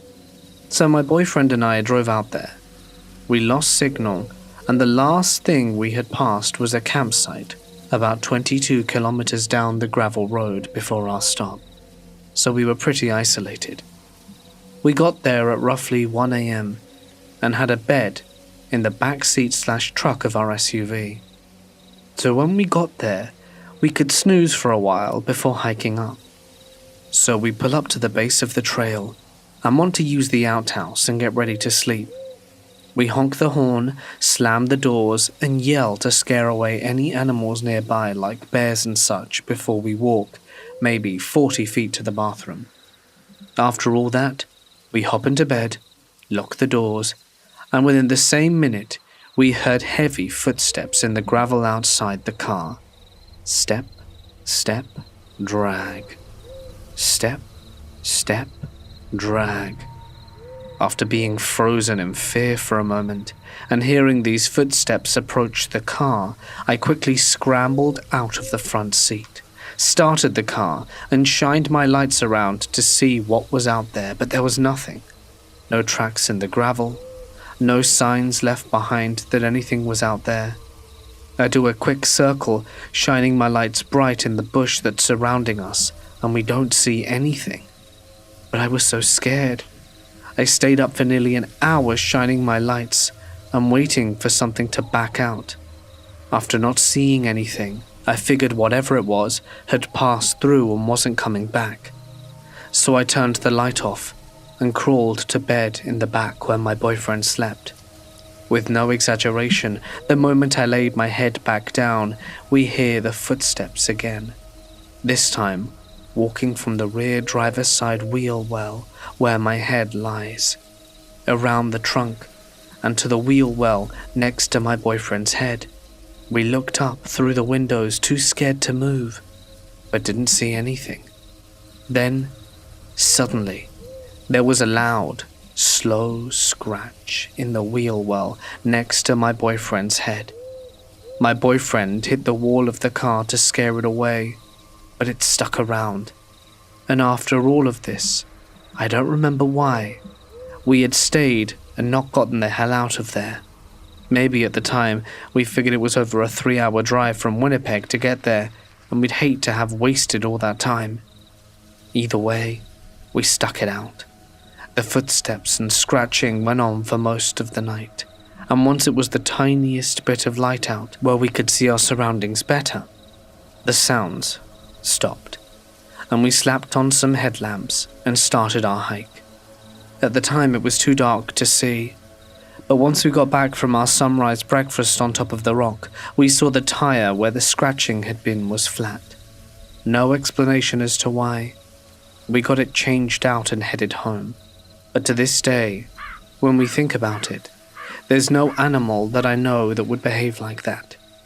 Have those heavy, specific footsteps which in my mind at that moment seemed like a person dragging something. A body? I'm not a huge ghost believer, but I've considered it an option, as perhaps this big rock that sticks about the tree line could have been a significant spot for indigenous people at one point. I can't be certain, but has anyone else had any similar experiences in the Manitoba wilderness? One year, when I was at a family cabin in Wisconsin, way up north near Superior, I was sitting in the living room area while the rest of the family was sleeping, when I heard some noises coming from the backyard that sounded like someone was messing with the shed doors or firewood stacks. The motion lights came on, and I could see a shadow through the kitchen window that passed by too quickly to get a look at. I was too afraid to even move, and just stared at the back windows and patio door, which had blinds drawn over it. I'd say about a minute later, I heard something that sounded like the door trying to be slid open. It got louder and louder till I instinctively screamed and jumped up. It stopped when I screamed, and my stepdad came running out of the bedroom. He asked what happened, and I told him, and he told me that I was exaggerating. And then, at that moment, whatever it was pounded on the glass door and tried opening it again. He grabbed a shotgun off the wooden gum rack and pulled it up to the blind. When he didn't see anything, he pressed his face up to the glass to see around the door into the back wooded area. He still saw nothing, so he opened the door to try and scare them off. I was standing perhaps 5 feet behind him, and we both saw something large and bipedal run from far behind the shed into the woodline. It screamed like I've never heard an animal scream. He let off one shot as it vanished into the darkness. We haven't spoken of that night in 20 years, petrified of what it could have been. While prospecting out here in the Caribou region, I came across a set of rock piles known as Chinese piles out in the middle of nowhere. These being here means someone did a lot of digging back in the old days, so I started working. After around half an hour, I had around 10 grams of gold and was having a happy dance when I noticed the small standing stones on each of the rock walls. Each stone had several Chinese characters on them, and in a moment of dread, I realized they were graves. I put the gold in a glass bottle I found nearby and left it behind. I also took down drawings of the symbols to show a local historian, who later confirmed my suspicions, saying yes, they were graves, and likely hadn't been seen in over 150 years.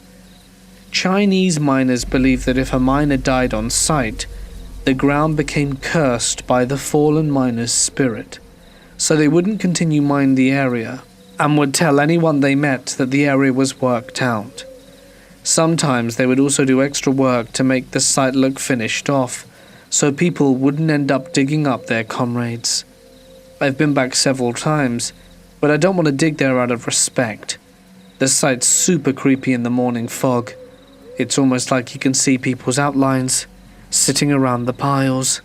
One of the stories my boss out here told me was when he got involved with some super sketchy folk from Prince George back in the 70s and went with them looking for some mining gear to steal so they could claim/jump a site a few kilometers down the road. My boss went down this forgotten path into a clearing with 2 ancient bulldozers in a small cabin. The rest went to the bulldozers to see if they ran, while my boss went into the cabin and was greeted by a skeleton laying on the bed with a bullet hole in his head. They brought the cops in and figured the guy had been there since 1935, since that was the last date on the newspapers inside. I went to the same cabin with him a few weeks back and found the place had been burnt down by quadders. I'm a Nepalese guy living in Norway. A few years back, when I was 14 roughly, there was this trail between my neighborhood and the school I used to go to. It took about 10 minutes to get across it, covered full of tree branches and a deep valley you needed to climb with a little creek running through it.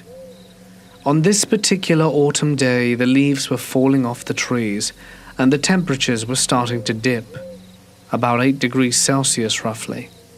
This was the occasion that I experienced a hyper-uncomfortable feeling, like I was being watched by something. You don't know what I mean unless you've ever been hunted or looked at with an intention like this.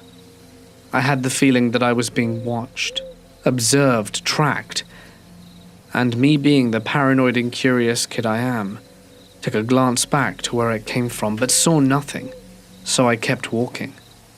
That's when I heard someone yell my name, "Sudeep," and I looked back, expecting one of the kids from my neighborhood that perhaps wanted to walk home with me. But when I turned around to see who was there was no one. Nothing was behind me. I stood there in the solitude of the woods and felt like a solid minute, but was probably more like 5 to 7 seconds before I bolted. I don't understand who could have been there. There weren't very many places to hide. Maybe a big rock, but even so, I would have heard or seen someone walk to get to that rock. It still baffles me to this day. Perhaps there's something in the woods that I disturbed, and maybe there's a reason our ancestors were always wary of them. In my hometown, there's a huge lake. This place was big and desolate, ideal for camping, fishing, and hunting. For context, I live in Norway, and here we have something called every man's right, which basically says you can roam free wherever you want in the country as long as it's not private property. For this reason, Norwegians love to walk around in nature, and where there's more than enough room for everyone, people usually don't accumulate. My friend and I were planning a camping trip. We were going to head up the river by boat and go to an island in the middle of the lake. When we got there, we found an ideal spot. The place had probably been inhabited by campers before us. One thing that creeped me out a bit was a northern pikehead hanging in a tree by a fireplace. It was huge and looked down on the campsite with its dead, dried eyes. The real stuff happened after dark. We'd been sitting around the campfire for hours, eating, drinking, chatting. This happened to be in the summer, and the summers in Norway are not very dark due to its geographical placement on Earth. But at around 2 a.m., it was getting quite dark. But still, I noticed something on the lake. I couldn't make out what it was, and I didn't really care. After a while, we went to our tents and we slept. I had some very strange dreams that night. I saw the pike. It was moving its eyes, making sounds. The skies were changing colors. I saw a man on the lake. The water evaporated and precipitated down again. The pike said something and laughed, and suddenly I woke up. I was sweating. I looked around at my phone. It was still nighttime. I was only 14 years old. My brain wasn't fully developed, and underage drinking certainly didn't help, but I was afraid. I had no idea why. It was the kind of fright where you just didn't want to see something. I didn't want to open the tent. I laid completely still and pretended to be asleep. I heard noises from the dream, noises that the head on the tree out there had made. I became stiff. I could feel the blood being pumped through my body, and I heard people shouting. The noises were no more than 100 meters away, and it was more than 100 meters to land, and the island we were staying on was small. You could probably circle it in 5 minutes. The human voices continued. They were laughing and shouting. The laughter is what got me. It was this kind of ugly laughter. It didn't sound like people were having fun. At some point, it felt like someone was walking up towards our campsite. I felt scared and lay completely still. At some point, exhaustion must have taken over, and I fell asleep again. I woke up early in the morning. My friend was already up, and I asked him if he'd heard the noise. He said he hadn't. I wondered if it had all been a dream. Then, I saw something on the lake. He, a man, was standing there on some type of crude raft, 200 meters from us. He looked our way. I couldn't make out any facial features. He looked pale. My heart started pounding. The man stood there for ages. We got so creeped out that we eventually packed our stuff and went home. Luckily, we had a motorboat, so he'd never be able to catch up with us. I still remember the way he looked at us, and as we left the lake and went onto the river, he just stood there. Then it dawned on me. What I saw on the lake in the darkness the night before was probably him. He had been standing there all the time. Was he responsible for the voices I heard? I knew that we were alone on the small island, and this really wasn't a place where drunk teenagers went on spontaneous trips in the middle of the night. Did he place the fish head in the tree to scare people off? Did we step on his sacred ground or something? And maybe, most importantly, why was he standing out there on a raft in the lake? Did he set foot on the island as we were sleeping? And was he planning to do something to us? And who was he shouting or laughing at? I don't have the answers to any of these questions and haven't been back there since. Me and my friend both get a little creeped out whenever someone mentions the Raft Man. I figured I'd share my experience living in a 200-year-old cabin. All of these things happened over the span of a 3-year period that I lived there in the beginning of 2012. A childhood friend of mine from years back asked me if I would be her roommate. I needed out of my parents, and she needed a roommate, and it seemed like a good situation. Now for the house. Nestled in a suburban area was this cabin. It dated back to sometime in the 1700s. The road the cabin is off bears the same name as the original family of the house. They owned a large portion of the land and is now one of the largest cities in the US. Search American Colonial Cabin and you'll see a swath of images that look like it. We originally think it was used as slave quarters, as this is tobacco country, and then later found out it was a stable house. The stable house theory checks out, as our dog dug up a horseshoe once, which I still own. The night we moved in, the place was eerie. No door to the upstairs, my room, no door to the downstairs bedroom. Her bedroom was an addition that someone had added in the 80s. The previous owners also added a much-needed kitchen and bathroom, as the original layout didn't have either. Now that you get a decent imagery of what I was working with, I'll start explaining why I'm sharing this. When moving in, I immediately felt like I was being watched. The house always felt dark, cold, and moist, much like a cellar. I suppose that might be the kind of thing you'd expect with that type of house, but there was something else. It started with scratching. Every night that I would be in bed, I would be awoken to this scratching directly underneath my bed, near my head. At first I thought it was mice, But then I listened long enough to realize that the scratching was a long draw, like a foot-long pull, then repeated. I just covered my head, muffled my ears, and closed my eyes. I was a 23-year-old dude, and I felt like I was cowering, but I was not about to tussle with wood-scratching spirits. So one night, while I'm in bed, I heard it start. Usually I would be asleep, but this time I was awake late. It started on the ceiling, on the far right of the room. It then went down the wall, then scratched its way to directly underneath me.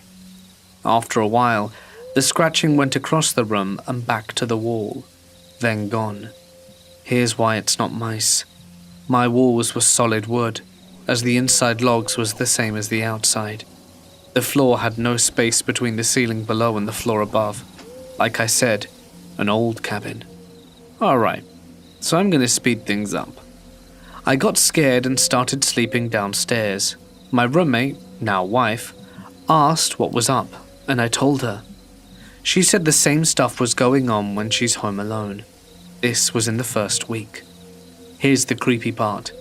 When we moved in, I had to unscrew all of the screws that the previous renters had put on the windows. I had to unscrew one of the exterior doors that he screwed shut, and we had to clean out the weird rabbit food from the oven.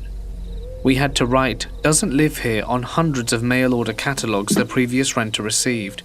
We always joke the guy was a shut-in Satanist, but now we think we weren't too off. We both started sleeping downstairs in the living room and felt comfortable in numbers. The eerie feeling was easier to deal with if someone was with you. Until one night, I had a dream that a dark force was approaching me. It was in the third person, as if I was watching myself sleep. The entity starts looming over my head, and all the while I feel a pressure building in my head and a high-pitched ringing in my ears. It got so intense that I sprung up from my sleep and look around the room. About a second later, the TV shut off, just cut off. We'd been having problems with the TV randomly turning on and off, but this time was far too coincidental to be brushed off like everything else. Also, I knew I went to bed with the TV turned off. I cut it off. Why was it on in the first place? We started sleeping in her room after that night. She told me nothing really happened in her room. Maybe because it was an addition, I don't know. Well, our ghosts played matchmaker and were now trying for a kid. Married for 5 years. Anywho, once I was upstairs reading and I was falling asleep, my windows started opening and shutting. I was already at my wit's end with this spirit. So the next day, I set up the same situation, same thing. Funny, never does that when I'm not in there. I ended up yelling, telling it to leave us alone, and that I was tired of its crap. And holy smokes, it kind of worked.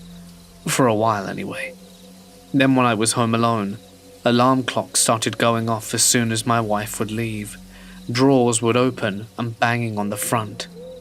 Over time it just stopped, slowed down ultimately to nothing. I guess as I matured, it stopped messing with me. Today, my in-laws live there. They were my landlords, and the home is cute, homely and warm. Anytime I spend there alone, I no longer feel the malice. I would do it all over again if I had to.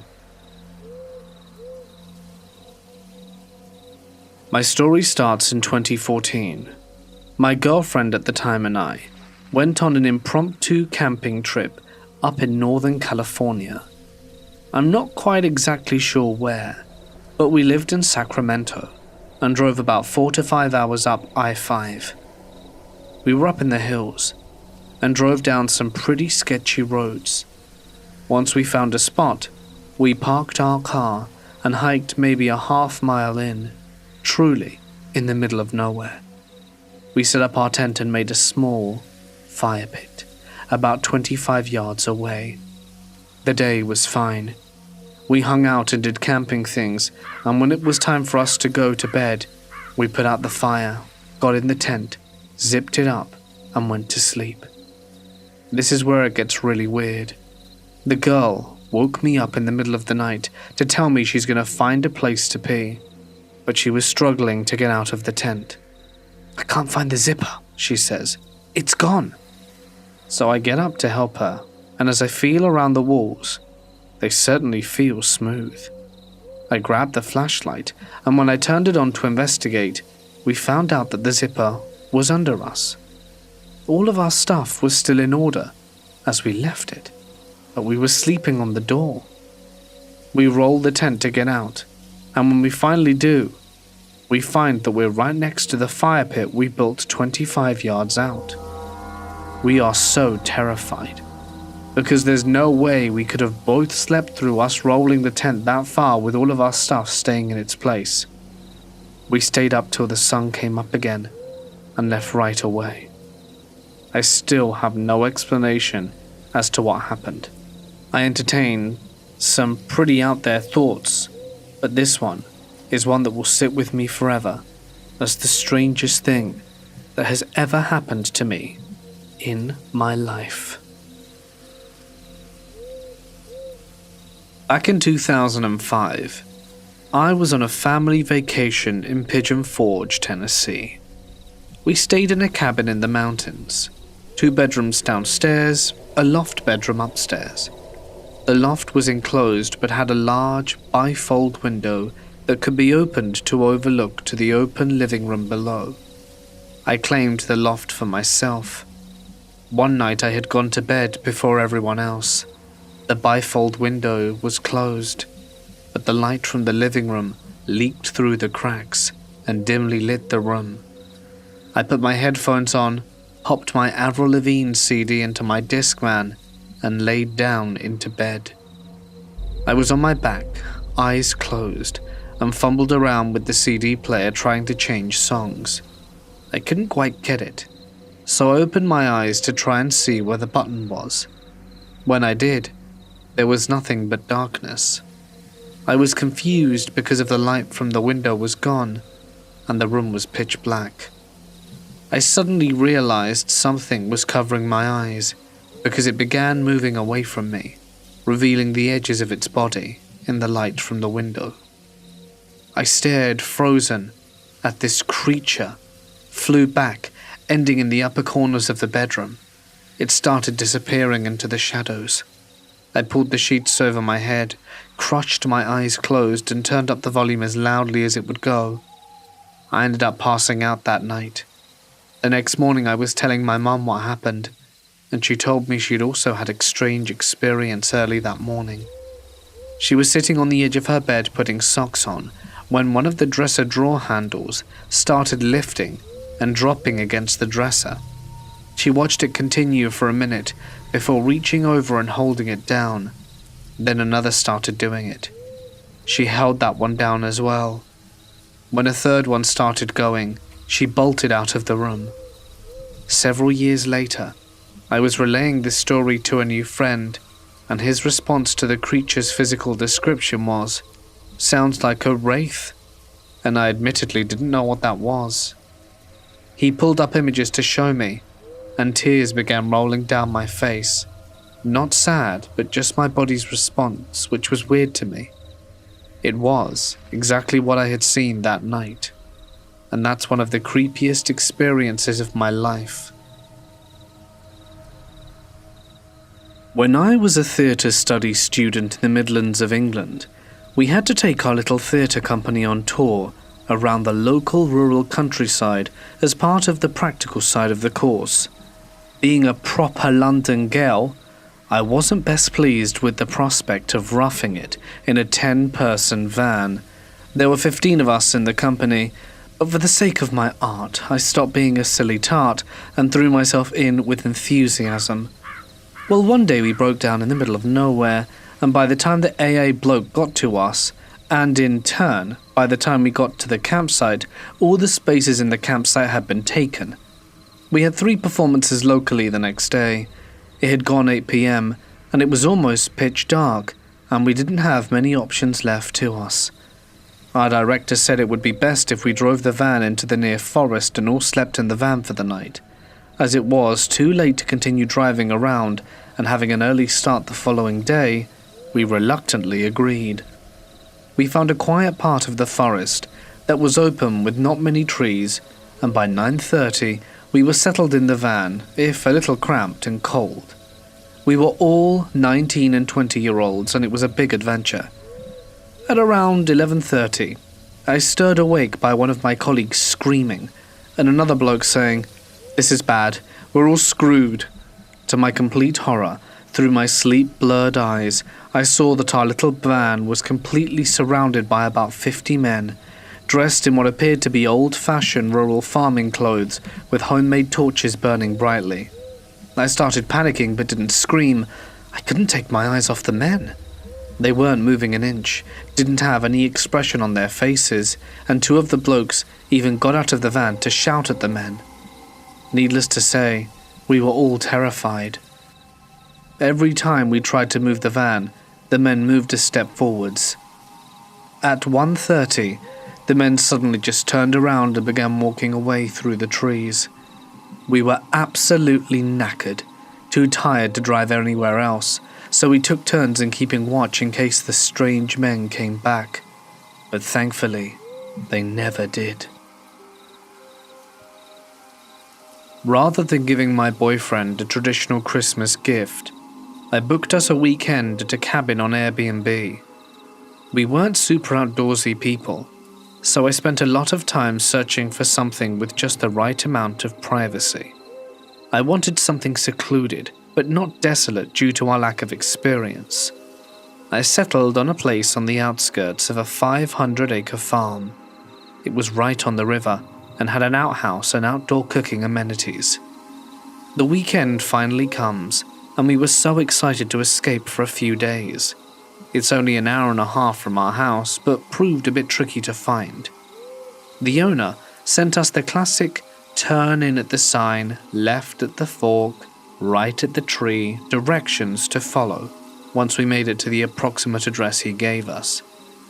After ending up at another rental on the property and bumping into the housekeeper, we were finally on track to reach our cabin. We drove past pigs, cows, and the main farmhouse. It was beautiful and serene until we got to the final stretch of road. It was more of a hiking trail, barely big enough for our truck.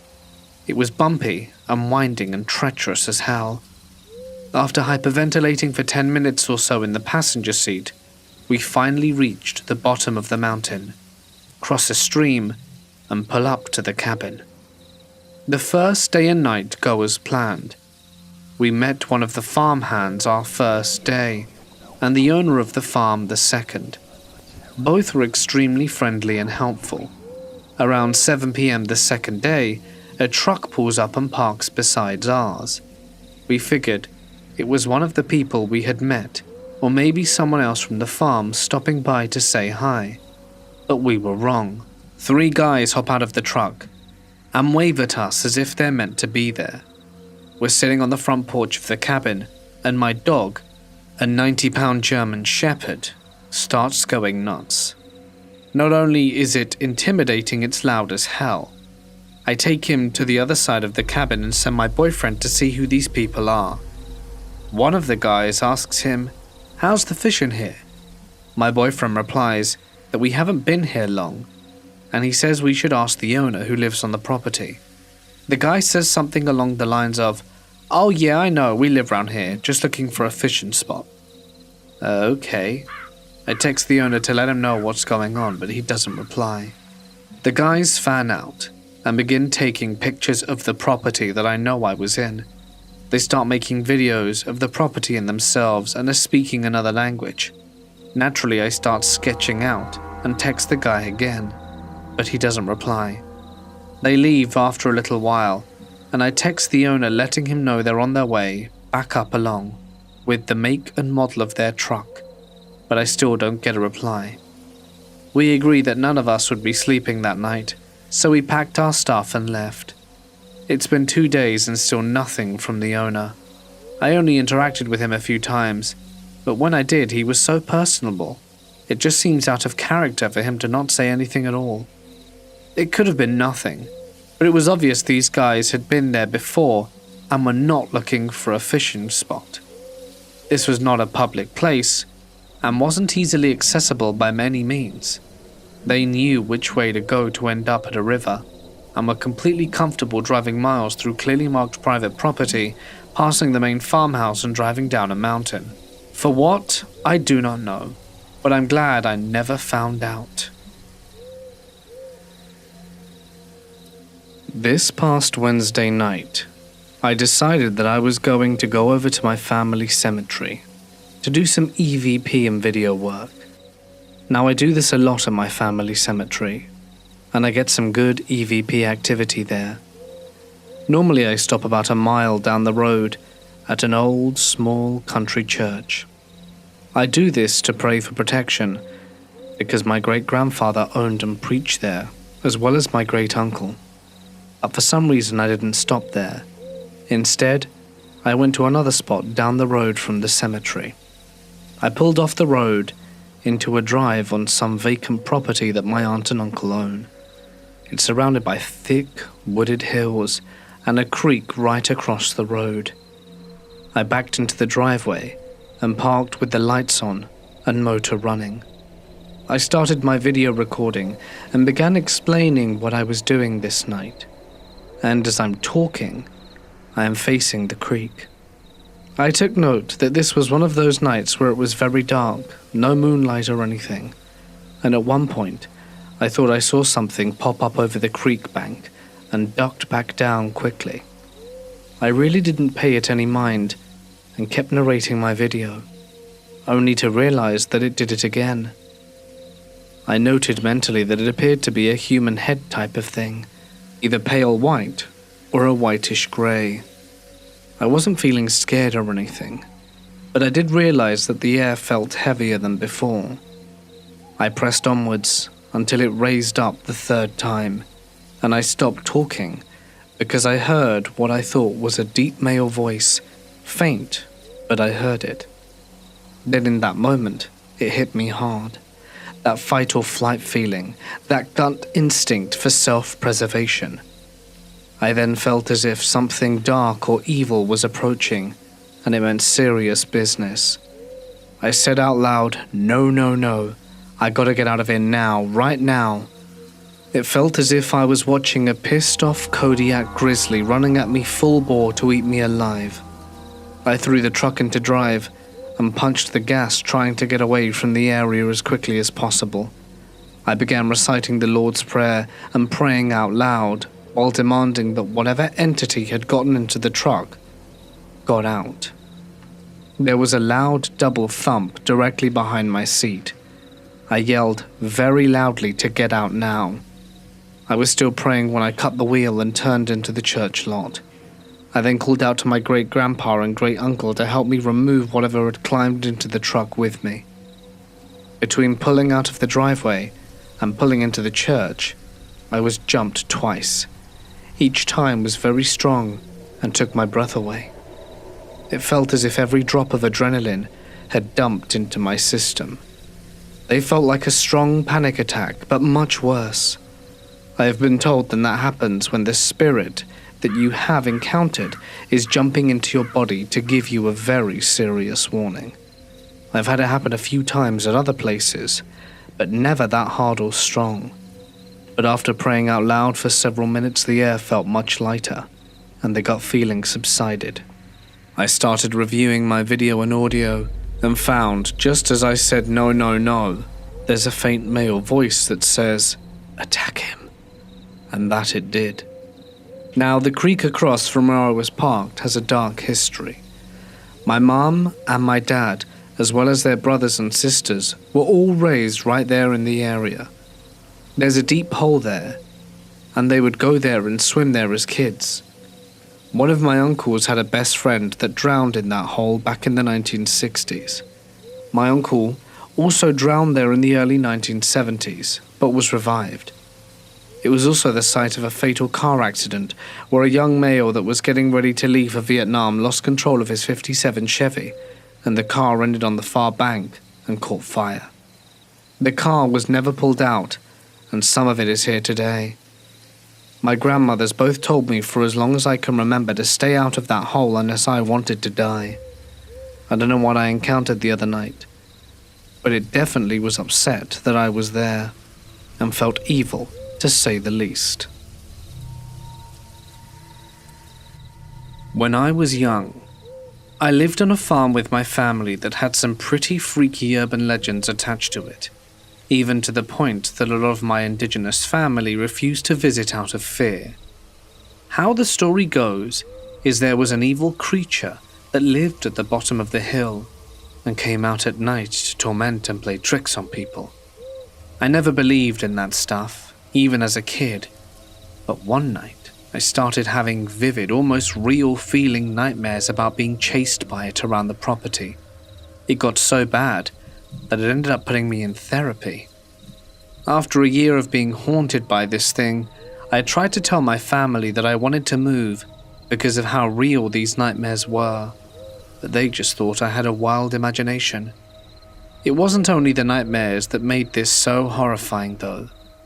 Some days, we'd find ravished chickens, and other days goats would go missing. I'd have friends stay over and never come back, and sometimes late at night, we'd hear something chasing our horse in the field, and she'd go crazy and scream into the early hours of the morning.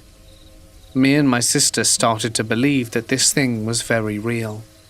One day, a friend of the family's came to visit, and stayed in the cabin down the back of the property, which was the first night I'd managed to have a proper sleep in months.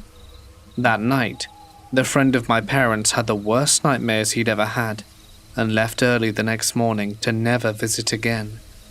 He said as he was packing, something chased him in his dreams, and when he woke up, he heard muffled crying outside the cabin, and it was shaking, as if something was hitting the sides of the building with full force. The look of fear on that man's face still haunts me to this day. The man was shaking and crying as he drove away, and my parents refused to discuss it with us. Later on that day, my sister and I walked down to the cabin to find it was on a lean, and the inside looked like it'd been hit by an earthquake. My parents sold the farm and moved away a few months after that, and I never had those nightmares again. A few years later, my siblings and I were sent an article about the farm and a murder-suicide that happened after the husband that bought the property went insane, stabbed his wife to death, and shot himself in the head. My parents refused to talk about it, but sometimes my siblings and cousins bring it up in conversation, sharing the trauma it caused us and our friends that refused to come back after the horrible night terrors they experienced there. The entire town is messed up. Everyone that leaves that township has a traumatizing story that's either logic-based or supernatural. So many terrible things have happened there that I wouldn't be surprised if there's something more sinister living on that land. If you want to go down a depressing wormhole, look up Boroville Murders. It's our very little Australian version of Derry. I'm not sure if the whole thing was in my mind or a real horror story, but after finding out about the murders that happened a couple of years later, I'm starting to believe that thing is still there and entering people's nightmares, butchering the local wildlife and terrorizing whoever buys up that land. In 1992, I went camping with 3 friends. We had all recently graduated high school. We were about 40 miles from the closest town in the Desert Canyon lands on the Utah border with Colorado. It was overcast, which made it can't see your hand in front of your face kinda dark. We were sitting around the campfire having a beer, listening to the coyotes. Suddenly they went silent. I looked at my friend to see if he noticed the ominous silence. He got a scared look on his face and said, "What the hell is that?" As I turned to look, everything went dark. Seemed like it was a silent, long time. Even my thoughts were silent. Eventually, I hear someone ask, "What just happened?" My fuzzy brain remembered my flashlight and I turned it on to see why the fire went out. There were barely any coals. Looked like we'd been out for a while. Everyone looked scared. There was this feeling that something bizarre had just happened, and everyone agreed, but we couldn't think what it was. I asked my friend what he thought it was. and he didn't even remember saying anything. We were freaked out the rest of the night, waiting for the sun to rise so we could leave. I can't explain what happened. We weren't drunk. It felt like we lost time but have no proof. But I always had this nagging feeling that something happened that we couldn't remember for some reason. Something bad. Maybe scary. Has anything like this ever happened to someone you know? We stayed in a rustic cabin built in the 70s for my bachelorette party. So old, but not that old. It's in Lake Luzerne, New York. To set the scene, this happened the first night. 6 girls in total, 2 right outside the kitchen doors barbecuing dinner, and the other 4 sitting around the kitchen table. It was a small kitchen with a table right near the kitchen counter and sink. We hadn't really started drinking or anything. I think we had one shot that our bartender friend had made us using a cocktail shaker. I say this because the top of the shaker was sitting right near the actual shaker on the counter. I remember seeing this. Next comes the spooky part. Very suddenly and out of nowhere, the shaker top flew across the room about 5 feet, very close to my friend. We all saw it. My brain, in trying to make sense of things, thought my friend outside had thrown the top at us as a joke, but I knew it was on the counter and she was outside. I could tell that my friends didn't know how to react. I think some of them jumped up. Some of us started asking questions about what just happened, and then eventually, we all ran outside screaming. Long story short, we decided to ignore it, shrug it off. I was always taught to not give power to those things, but I do know that the top flew across the room. It didn't slide off the counter by gravity. There was no sudden rush of wind. It was thrown across the room. I've never experienced anything like it. Nothing else really happened on the trip. My friend swears she heard low, deep voices coming from the TV while she was watching Netflix. My other friend backs this story. I don't know what to believe. So yeah, Airbnbs can be haunted. No one said anything in the reviews, and I didn't either. This is my father-in-law's story. He lived in the countryside outside of Punta Arenas in southern Chile as a kid during the 50s and 60s.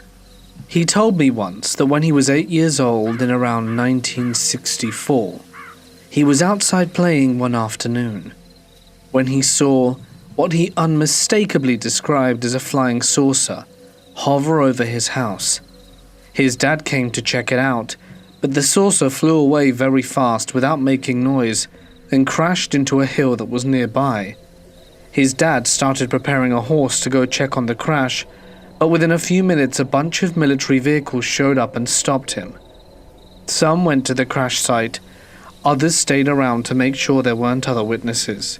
They weren't rude, but you also got the impression that it wouldn't be a good idea to argue with them. My father-in-law remembers that a lot of them were American, or at least not from the area because their uniforms were a bit different and they spoke English. They stayed around half an hour and abruptly left. When my father-in-law went later to check the crash site, he didn't find anything interesting, not even a piece of tin. So what exactly was that? For many years he thought it was an actual alien crash, but years later he saw a documentary about experimental aircrafts and now think it was most likely a case of the US testing some new vehicles in the middle of nowhere. And you don't get more middle of nowhere than in the Patagonian Pampas. I think that's also the most likely answer, but can't find any specific sources. If anyone has any ideas or suggestions about stuff I could read into, it would be greatly appreciated.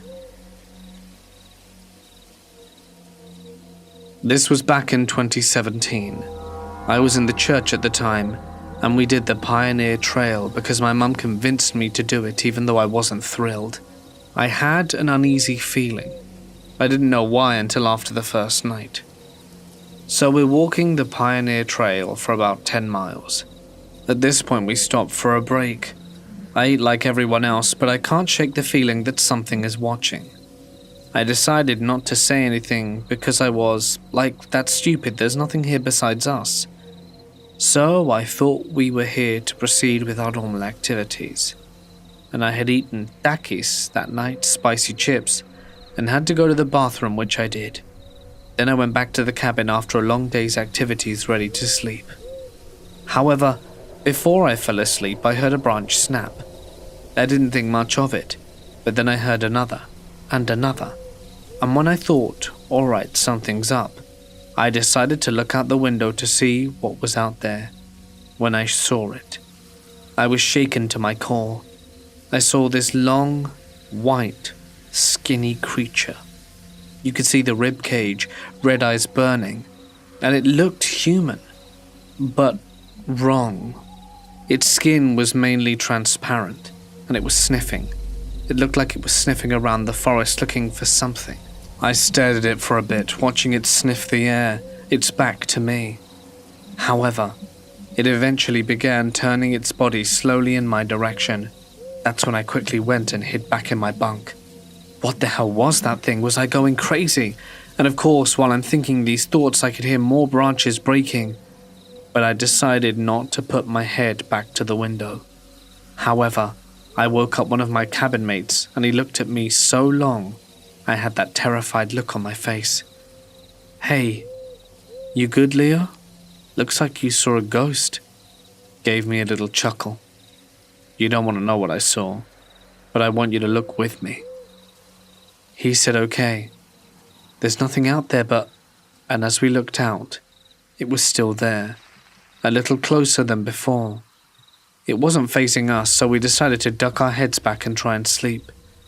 Then I could hear tons of branches breaking again, but we decided not to look, and we closed the blinds. About half hour later, I opened them again, but it had left. All that was left were a ton of broken branches. We didn't know what to do, but we fell back asleep. And of course, we decided not to tell our counselors exactly what it was. We told them we thought we heard a bear or something in the night, and they sent a group out to investigate, but couldn't find anything besides a few odd prints. We knew what it was, and I haven't been back to Pioneer Trail since. As I'm sure some of you are aware, the hunting season for white-tailed deer is about to start this weekend. I, a 25-year-old female, have been spending the decent chunk of time in the stand with my partner, in life and in most ventures generally, because we've discovered that hogs have been rooting up oats and generally causing havoc and scaring away the deer from the feeder. We've gone out a handful of times in the last 2 weeks, attempting to catch some miscreants, but so far no luck, very frustrating. At any rate, because of the hogs, I've been spending more time in a stand after dark than I ever have in my life. We've been up there from 9 p.m. to 1 a.m., 10 p.m. to 2 a.m., 9 p.m. to 11 p.m., and every other weird time slot you can think of. I mentioned this just in case it's relevant. The first thing happened about a week and a half ago. It was around 1 or 2 in the morning with a decent chunk of moon illuminating the area. I was only half paying attention to my surroundings because I'd already written off the night as a bust, when all of a sudden I became aware of a weird whirring/flapping sound. I thought it originated from somewhere behind us, but my partner said he heard it coming from away and to the front/left of us. At any rate, it was loud, airborne, and passed quickly over us and away. I'm very familiar with the sounds drones make, and that wasn't it. But it wasn't a helicopter either. It sounded small. It wasn't a bird. It sounded too mechanical.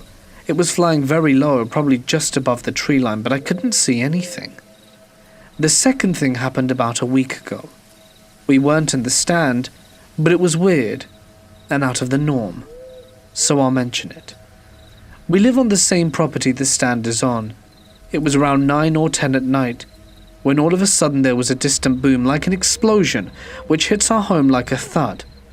If you've ever spent any time around heavy artillery or explosives, you'll know what I mean. It was strong enough that my sister-in-law, who lives down the road, called us asking what the hell had just happened.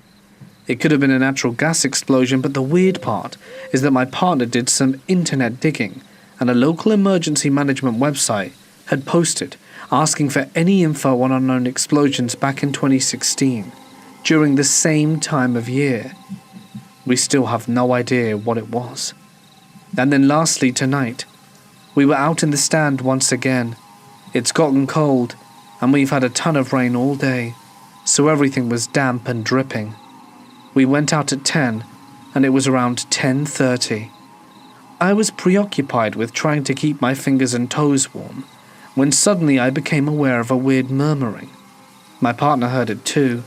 He has hearing damage, so I don't think he heard the full breadth of the tones. To me, kind of sounded like muffled voices off in the distance, like several someones having a conversation too far off to make out the individual words, but the direction the sounds were coming from doesn't have any buildings or dwellings.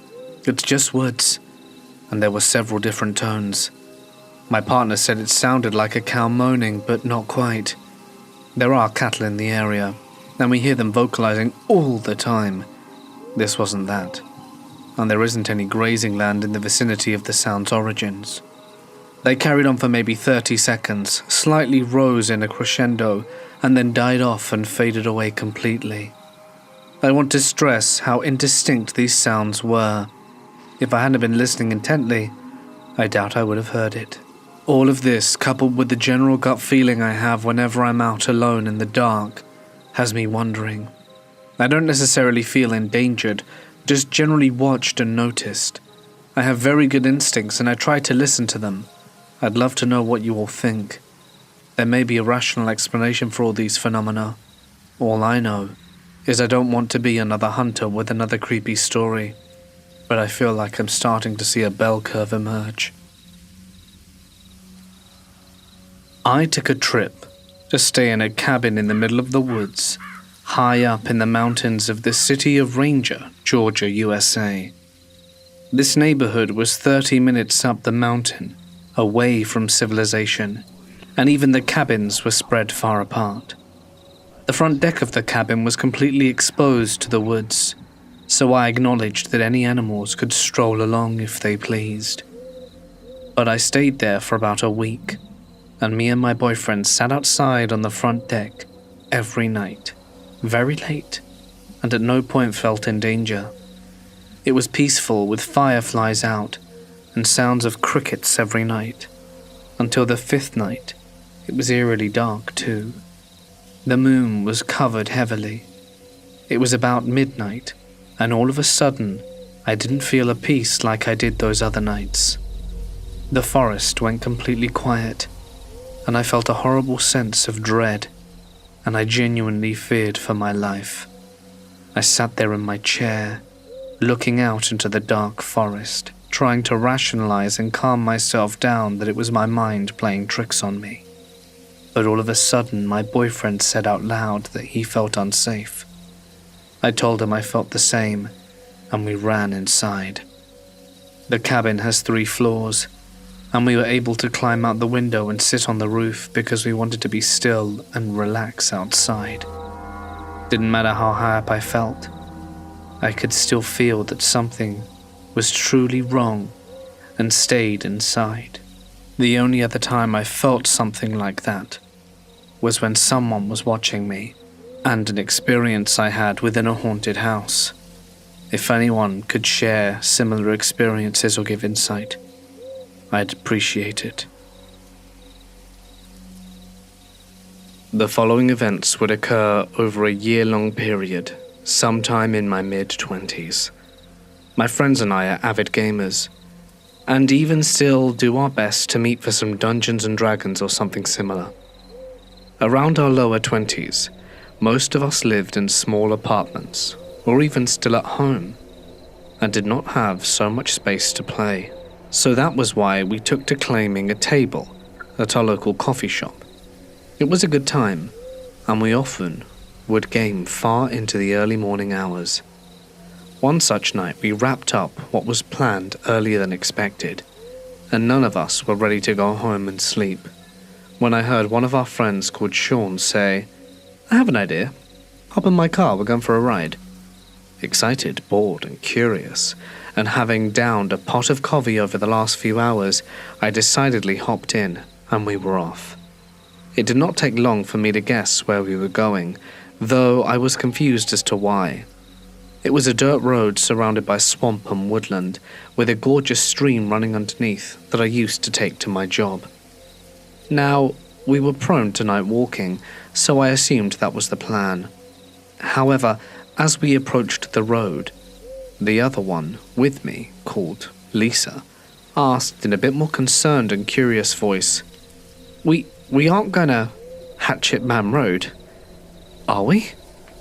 I raised an eyebrow at the urban legend feel of all of this and stayed quiet, half expecting some sort of prank, as the two of them knew I was not 100% brave when doing things in the dark, no doubt because of my previous experience with whatever it was that occupied our house when I was younger, but I digress. We reached the road and turned on. Then Sean stopped the car and said, "Watch this." I sat in the back seat still confused and waited, at which point he took both feet off the pedals, put it in neutral, and the car began to move by itself. I do understand that vehicles can idle at low speeds, but even still, the car began moving. From my position in the center seat of the back row, I could see his feet were most definitely not on the gas, but the car began to accelerate from a complete stop and reached 30 miles an hour, which is a very significant speed to idle. The strangest part was that the road was flat, and no hills exist to even assist in the acceleration rate. The other odd thing is as soon as we get to the bridge over the creek, the car just stops. I am feeling a little concerned at this point, but we all simultaneously utter, "What the hell just happened?" Sean then puts the car into drive and continues down the road. As we drive, I look out the window and noticed how dark the edges of the woods are, save for two random tracks. Not too long after we began moving again, we saw some headlights pop up further down the road from behind us, only to disappear. Sure, the vehicle could have pulled into one of the two track paths or even turned around, but we would not see the lights or even signs of a car for the rest of our drive. Once we reached the end of the road, we turned around and headed back down for one final look, and the deck used to attach the CD Walkman flew out of the console tape player and nearly made it to the back seat. The turn was not a fast or sharp one by any means. It was like the deck was flung up by the cord or something. In any case, we did not make the last drive an extensive one and got the hell out of there. But that was not our last time there. It was just the beginning of a series of poor choices to visit that road. Fast forward a few weeks later, and we once again reached a point in our game where nothing else was prepared, and all had the wonderful idea of going to that famous road again. But this time we were walking. To add to the ridiculousness of it all, for whatever reason, we all had the wonderful idea of arming ourselves with various Ren Fair attire and wall hanger swords, as that was another of our unifying hobbies. So here we are, about to take a walk down a haunted, creepy road in full chainmail and swords. There are 2 carloads of us, maybe 8 to 10 total, heading down the road. We park at the creek and start walking, and almost immediately things got creepy. It started with distant moaning and screeching sounds that seemed to be forming all around us. As we walked further, I started to feel increasingly like we shouldn't be there. I then began to see occasional, creepy goblin-like silhouettes peeking out from behind trees just off the road. They were chest height, with pointed ears, and seemingly did nothing more than to watch. It was shortly after this that we began to see random flashes, orange to red in color, and about the size of a basketball, flash nearby and far back into the surrounding woods. Then suddenly, a transformer from the power lines running through the road erupts into a blast of electricity, as if it was blown. So we all jump, but still we continue down the road.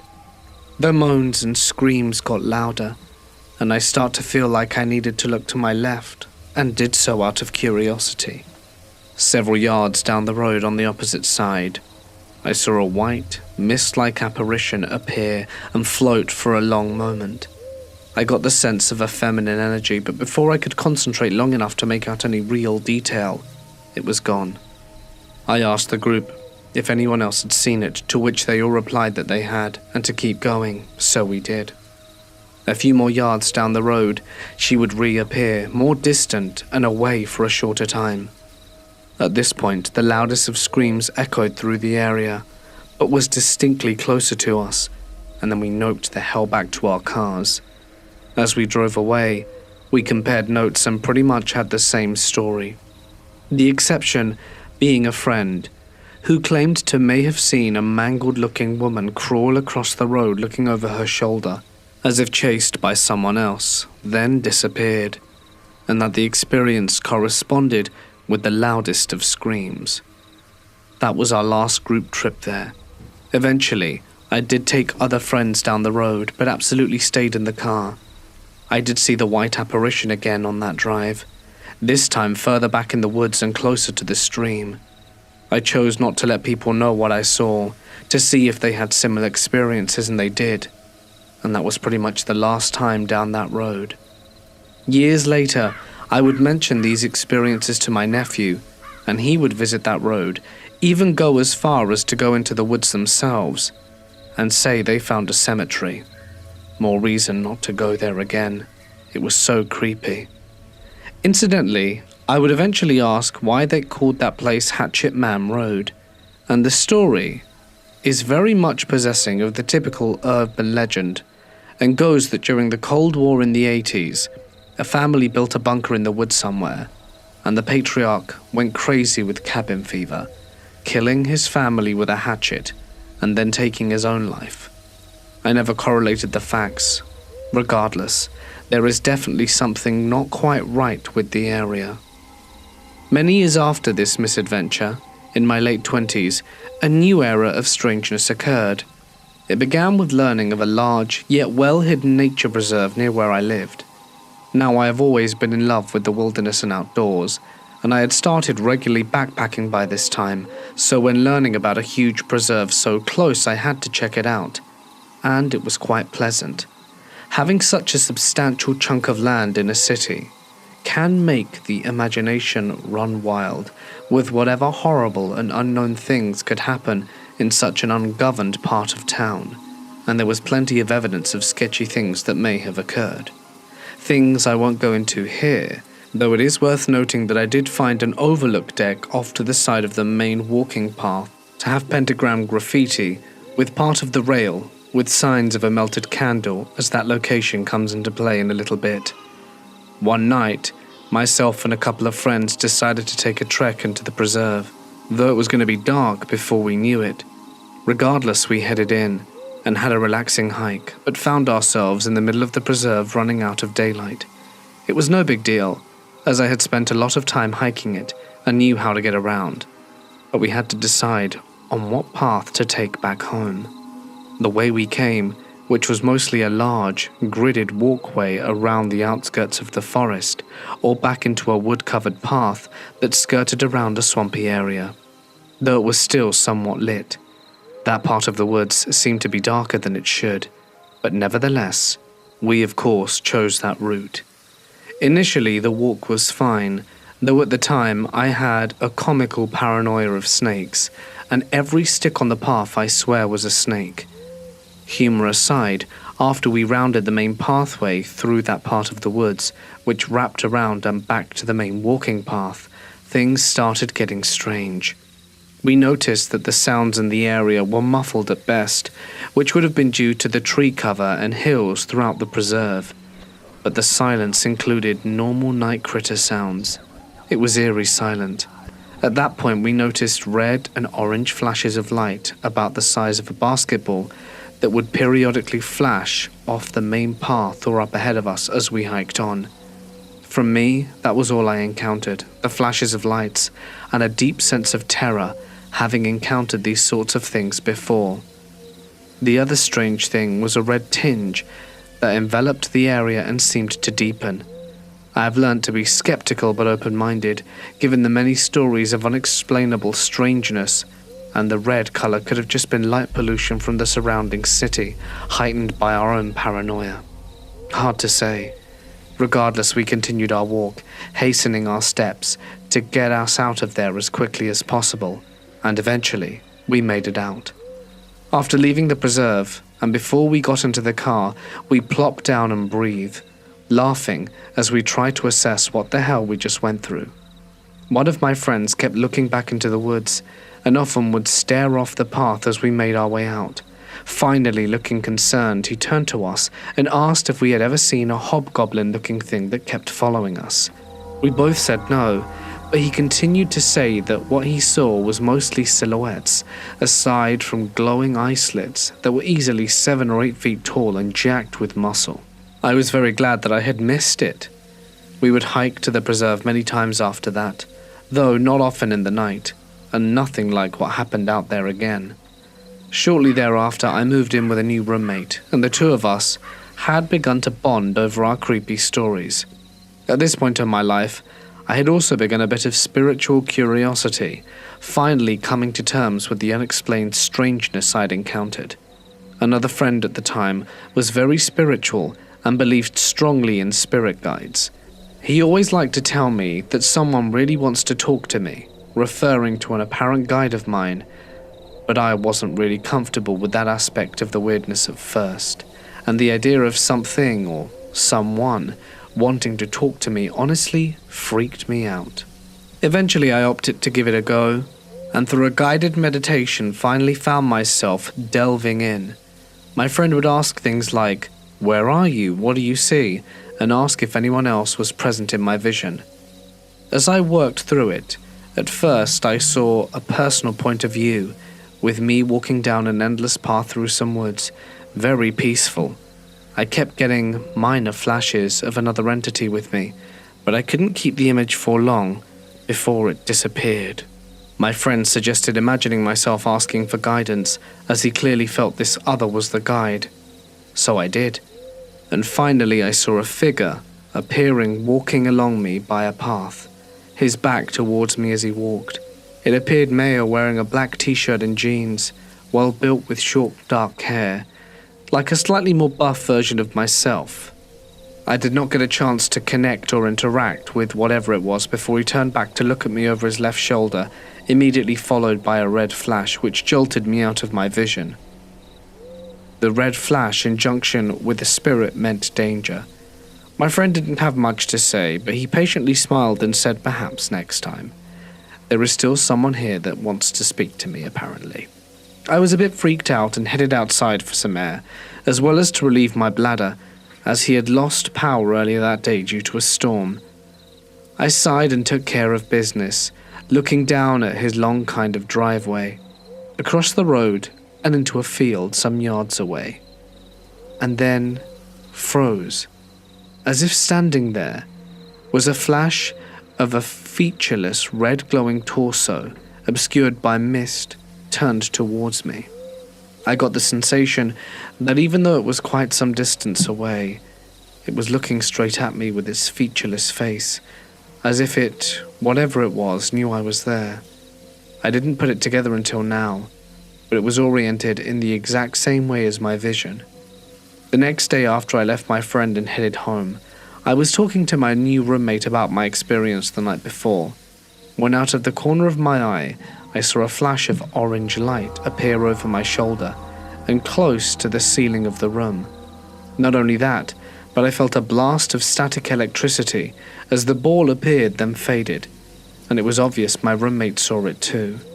We just shrugged, finished talking, and then got up for our bio break. After I returned, he looked at me with a smirk and said, "It's funny that we were talking about your spirit guides, because when you got up, your shadow waited a few seconds before it followed you." I had no more response. More strangeness followed me. At this point, I had not moved in, but was staying there since we would be about anything for all hours of the night, and it seemed to make most sense.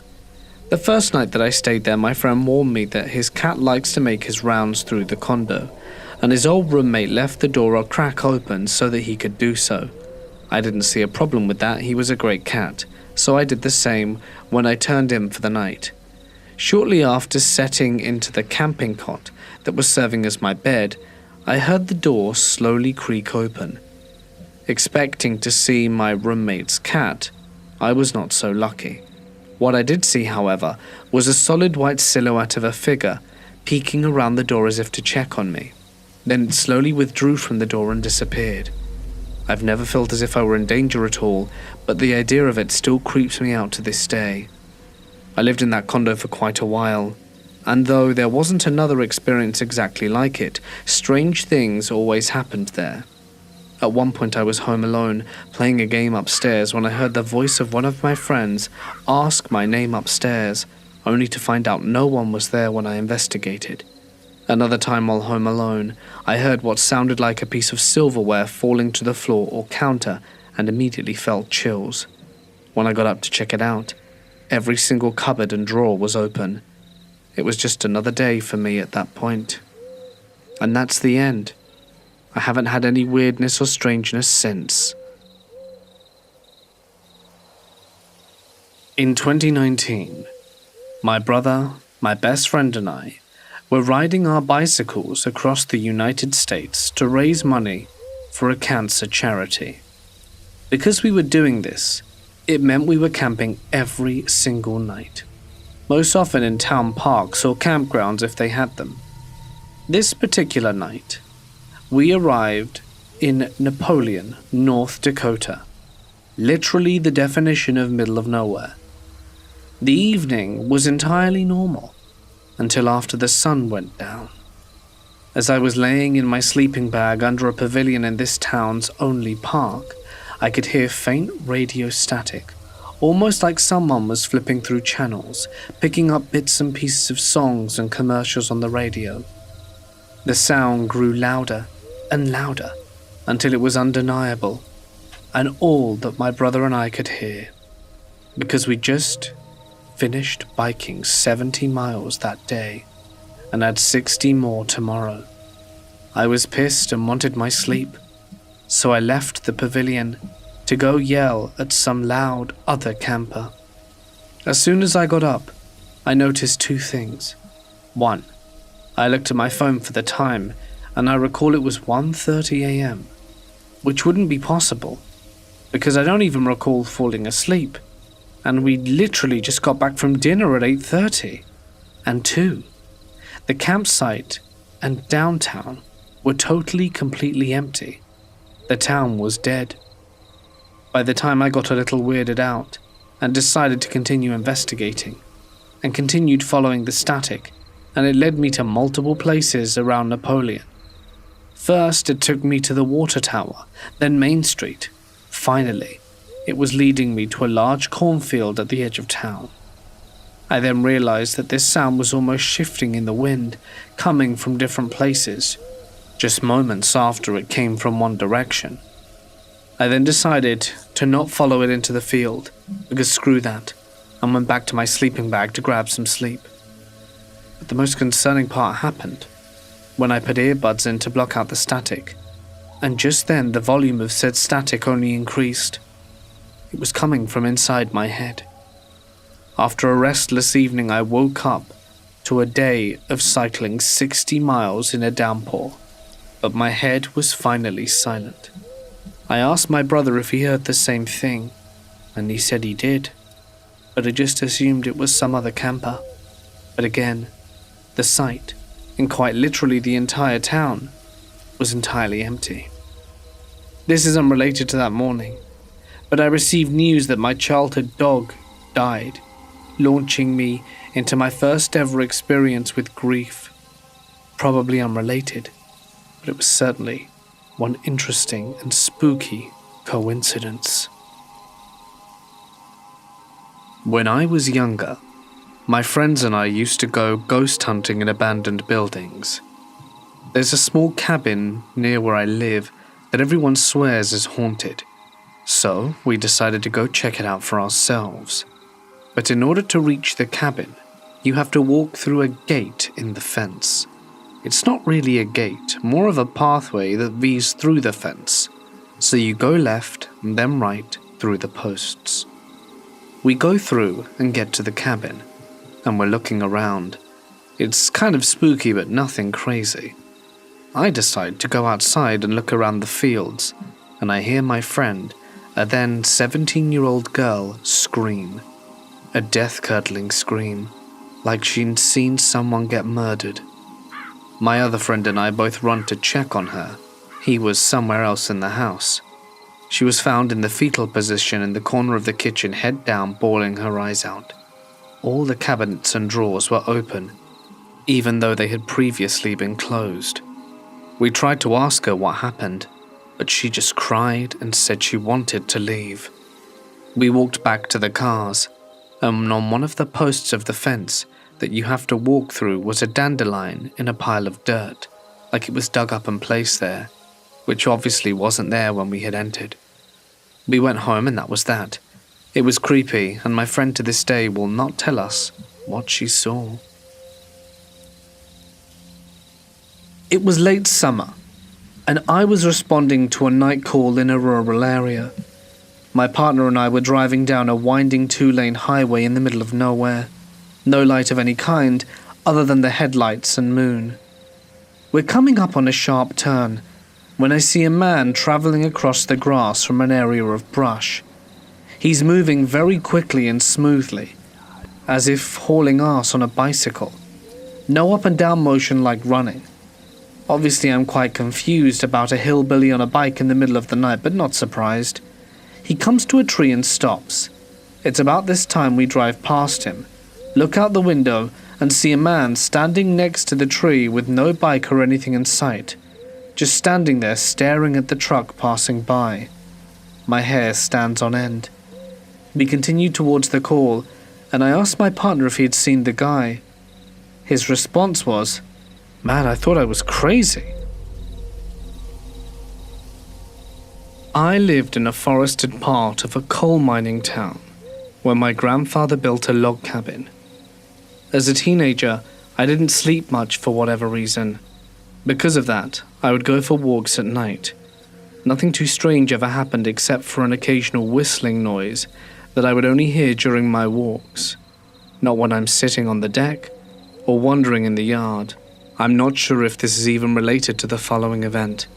But one night, I was talking with my grandfather in his office about that unfamiliar sound he usually always had an answer for, but not this time. We joked about its possible origins, and then I said goodnight. My phone had been dead for a few hours at this point, but midway down the stairs, it turned on and started playing Walking After Midnight by Patsy Cline, but only the "I'm always walking after midnight searching for you" part before shutting off again. My phone had been dead for at least 2 hours at this point, and that was not the last song I'd heard to. I tried turning it back on to see if perhaps I was mistaken and it hadn't died, but it flashed the dead battery symbol for a moment before going black again. Then my grandfather, whose office is only a few feet from the steps, calls out another fun fact. Patsy Cline died in a plane crash on my birthday. Obviously I didn't go for a walk that night, or until I got a dog.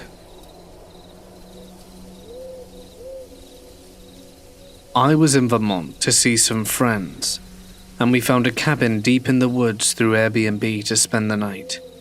I had maybe a drink or two while no one else drank. It was a good day full of laughter, and I was now the only one left awake at midnight. I was downstairs in the living room enjoying the cabin and contemplating life. There were no blinds or curtains on any windows in the cabin, which I found strange. There were many windows, and each showed the pitch-black darkness of the wilderness outside. I went upstairs to sleep in a room shared by my best friend, in a separate bed. Before laying down, I stared out the window of the room, thinking again how odd it would be that there were no blinds or curtains. I remember thinking how someone could probably spot me from a mile away through this window. I lay down and instantly fell asleep. I woke up to my best friend standing over me with his hands squeezed around my neck. We were both screaming at the top of our lungs and wrestled for our lives in the darkness of the room. We fought for a good minute, all the while screaming and destroying the room. Glass was shattered, the furniture was moved around the room, and eventually, my friend came to his senses and turned on the light while we both tried to make sense of this mess. My only recollection was waking up to my friend screaming and choking me by the neck. He seems to remember me standing over him and threatening him. He says he felt overcome with rage and attacked me at this point. We both went downstairs and tried to talk through it. We had a few main questions we couldn't answer. We had both been asleep for 10 minutes by the time we started fighting. REM sleep can't occur within 10 minutes, so it could not be dream-induced. Our other friends in the next room heard nothing and didn't wake up to the noise. After about half hour downstairs, I felt the most horrifying dread I've ever experienced. Thinking my death was certainly imminent, I went into a full panic attack and started screaming to wake everyone up and to leave the cabin. We all packed and left within the hour. What are some possible explanations? The owners of the Airbnb checked the CO2 monitors and they were fine. They were never told the full story, but we agreed to pay damages for the room. What do you think it could have been? My boyfriend and I drove up to the Gifford Pinot National Forest underneath Mount Rainier this one Friday. The trip was a surprise to him. He knew that we'd been planning on going camping, but as his birthday was coming up on Saturday, I told him we were going to a smaller, less-known campsite, but actually planned to go to Mount Rainier, since that's something he'd been wanting to do for a long time. Unfortunately, when we arrived at the Cougar Rock campsite, all of the spots were full. I had tried to reserve a campsite earlier, but had not figured it out, and was counting on first-come, first-served camping. I had clearly underestimated the rush of tourists, but was reassured by the fact that all of my life I have been camping in various national forests outside of the marked campgrounds with my family. I knew that it would be no issue to pull it off in the public forest and set up a bed in the back of the truck. We drove for a good while into the forest, and we see lots of people who were clearly in the same predicament as us. They were camped on the edge of the forest, pulled off on the road, and we drove for a good while into the woods. It must have been around 11 p.m. at this point, when we finally find the perfect turnoff from the road and hop outside the truck to check it out. The first thing that I noticed was that it was the darkest night I have ever seen. The stars were incredible, but also, if I was to shine my phone flashlight ahead of me, the night would sort of swallow almost all the light it cast.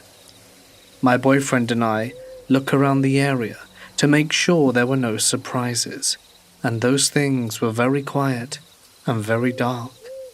Everything felt okay.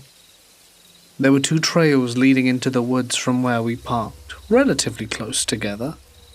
We followed each of them, hoping that they would lead to a small campground. Neither did. The trails ended in a small clearing that dropped off into a dark ravine. One of the trails, the one on the far right, had a singular large wooden stick that I assume was taken from an already fallen wood, hammered into the ground before the big gully/ravine thing. I pointed my flashlight into the darkness, but couldn't make anything out. We decided we liked the privacy, and that we would be able to hear anyone or anything if it were climbing up the side of the ravine. We started unpacking the front of the truck. It's important to mention at this point, we had rented a U-Haul for this trip, which was a strange aesthetic choice, but the car rental was around $600, so that wasn't happening. We were pulling our things into the back of the truck, which is where we were planning to sleep.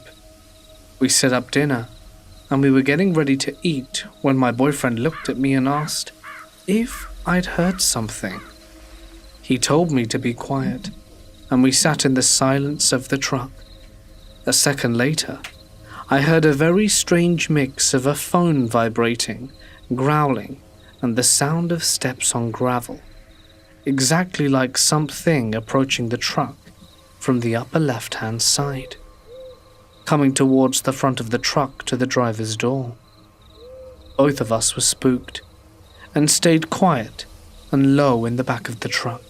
There are no windows to look through, so we just sit there wide-eyed and try to make sense of what we're hearing.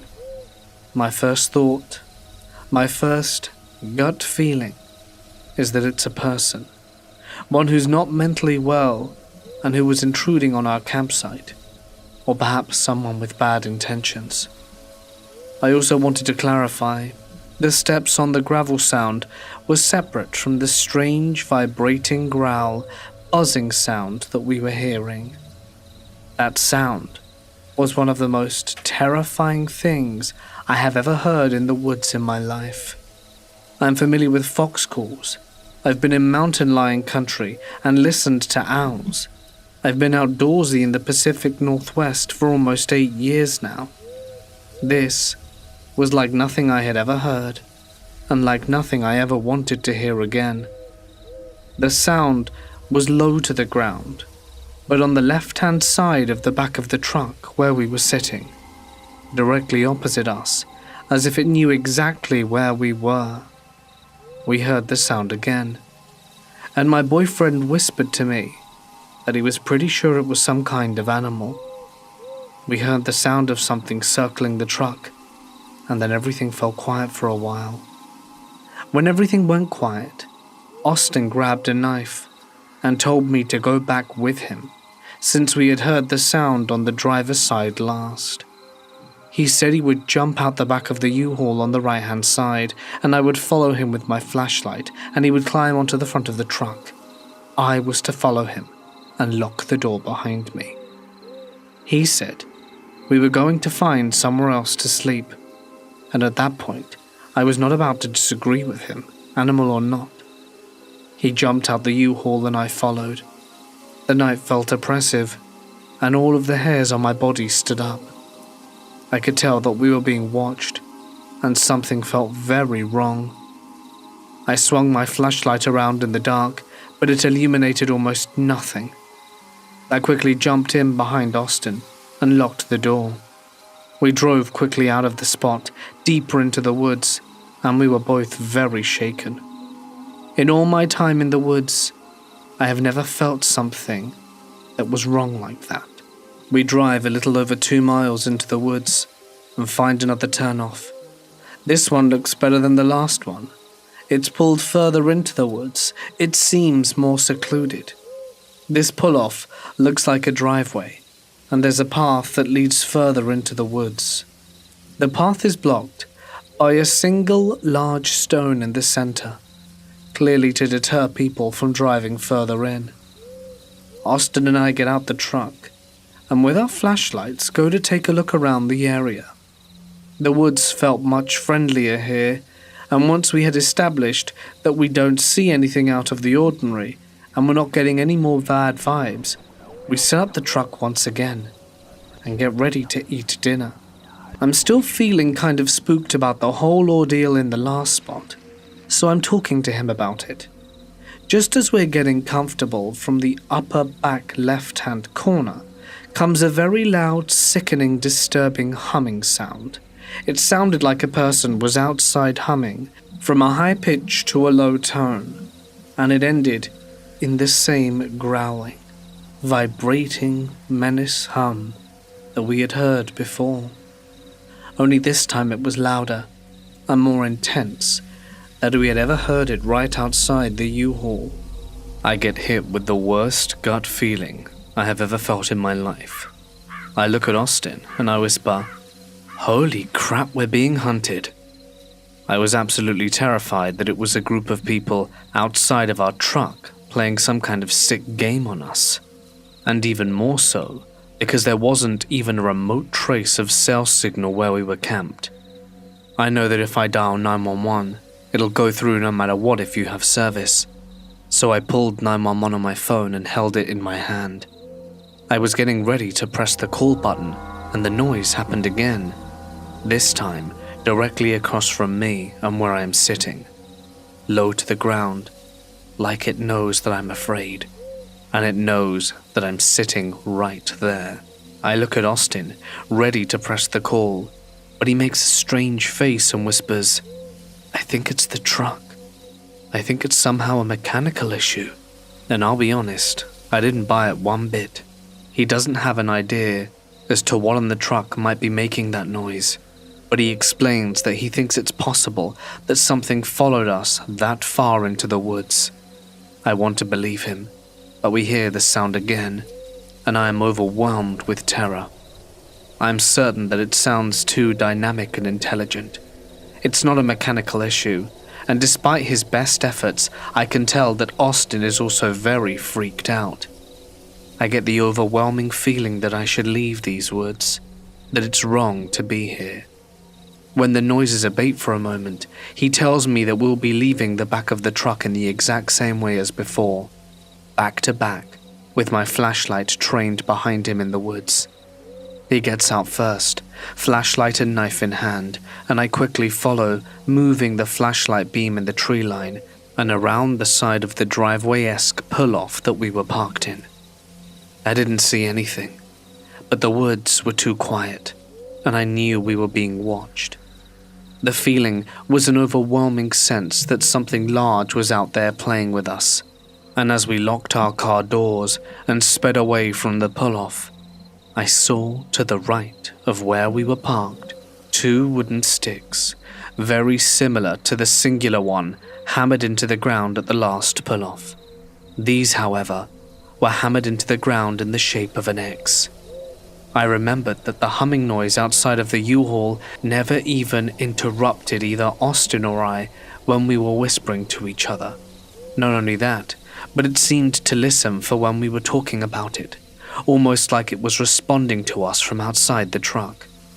We decided we don't want to fall asleep in the woods and start heading back to town. There were no vacancies at any of the lodges near us, so we decided to stay in a motel parking lot. Our plan was to wake up early enough that we would not arouse suspicion and then pull into the Cougar Rock campground that we were trying to get that night and score a spot at in the early hours before anyone else got there. Austin said that he went to step outside the truck and stand when he heard the noise in the woods. I sat in the spot where we were sitting, and he stood outside of the truck. We waited for a long time, hoping to hear something like the terrifying sounds we were hearing, but we got nothing. So very disturbed, we sit down to try and eat some dinner. I don't really have an appetite at this point, but I'm trying to eat something anyway. At one point, while we were eating dinner, Austin reaches across the van, and a humming and buzzing noise that was very similar to what we heard in the woods happens. "It's the truck," he explained. "It has to be the truck." He rocked his weight back and forth from left to right, and as he did so, the buzzing noise happened consistently. I'm relieved. Though we both agree it's not the same sound that we heard in the woods the first or second time. It's much quieter though, very similar. Austin said that it must be the metal of the truck setting, and it's triggered by weight shifts in the center of the vehicle between the tire suspension. And you know what? I'm ready to believe it at that point. I was very tired and feeling soothed by being in such a close proximity to people and civilization, and having cell service doesn't hurt at all either. I agree that it must be the truck, and we settle down to sleep. We were so spooked that we picked a parking spot under a bright lamp and wouldn't let each other go to the bathroom near the woods alone, but instead would accompany one another with flashlights and face to the woods. As we slept that night, I was constantly awoken by the faintest and softest versions of humming and the buzzing noise.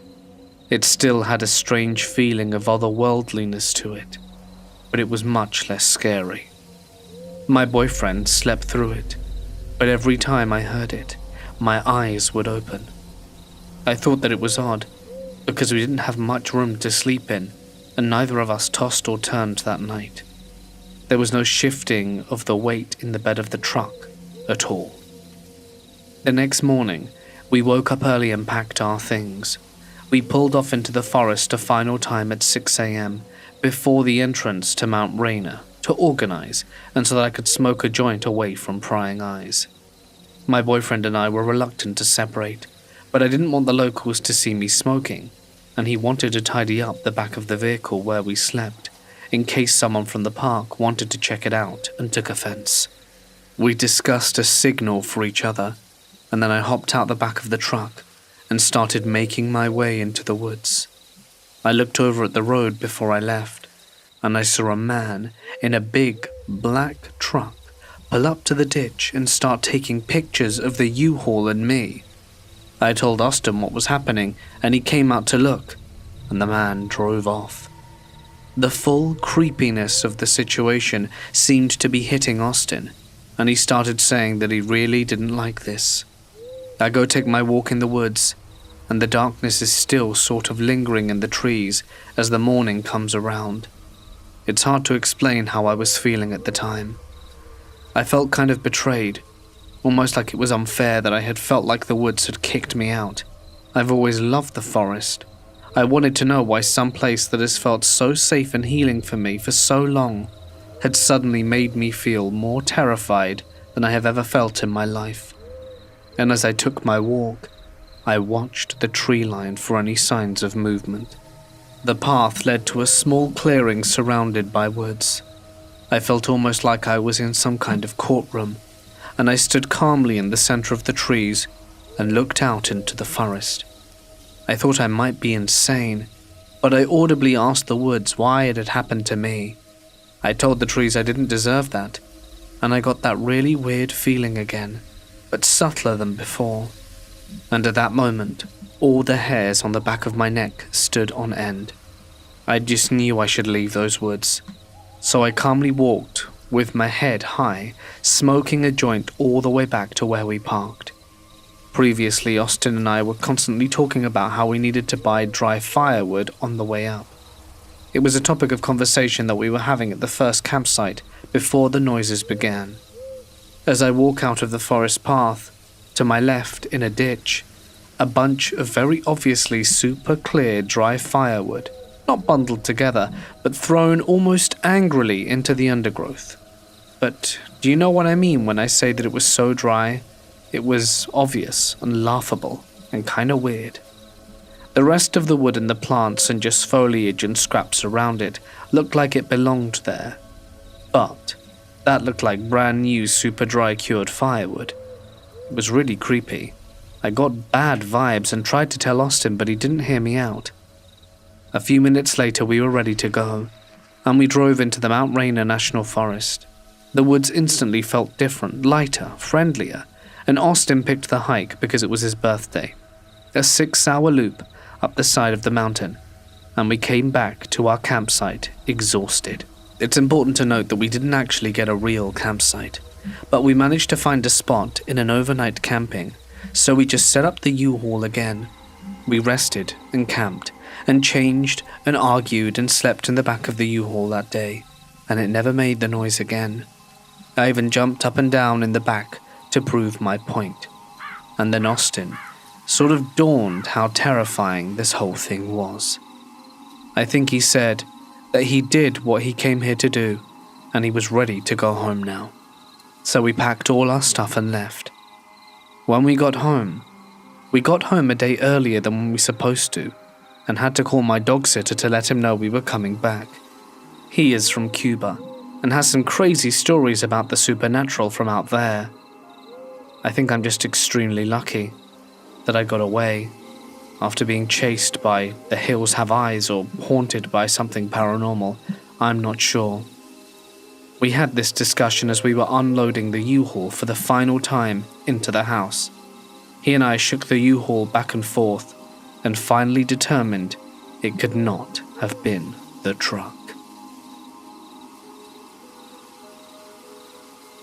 I used to live out in the middle of nowhere.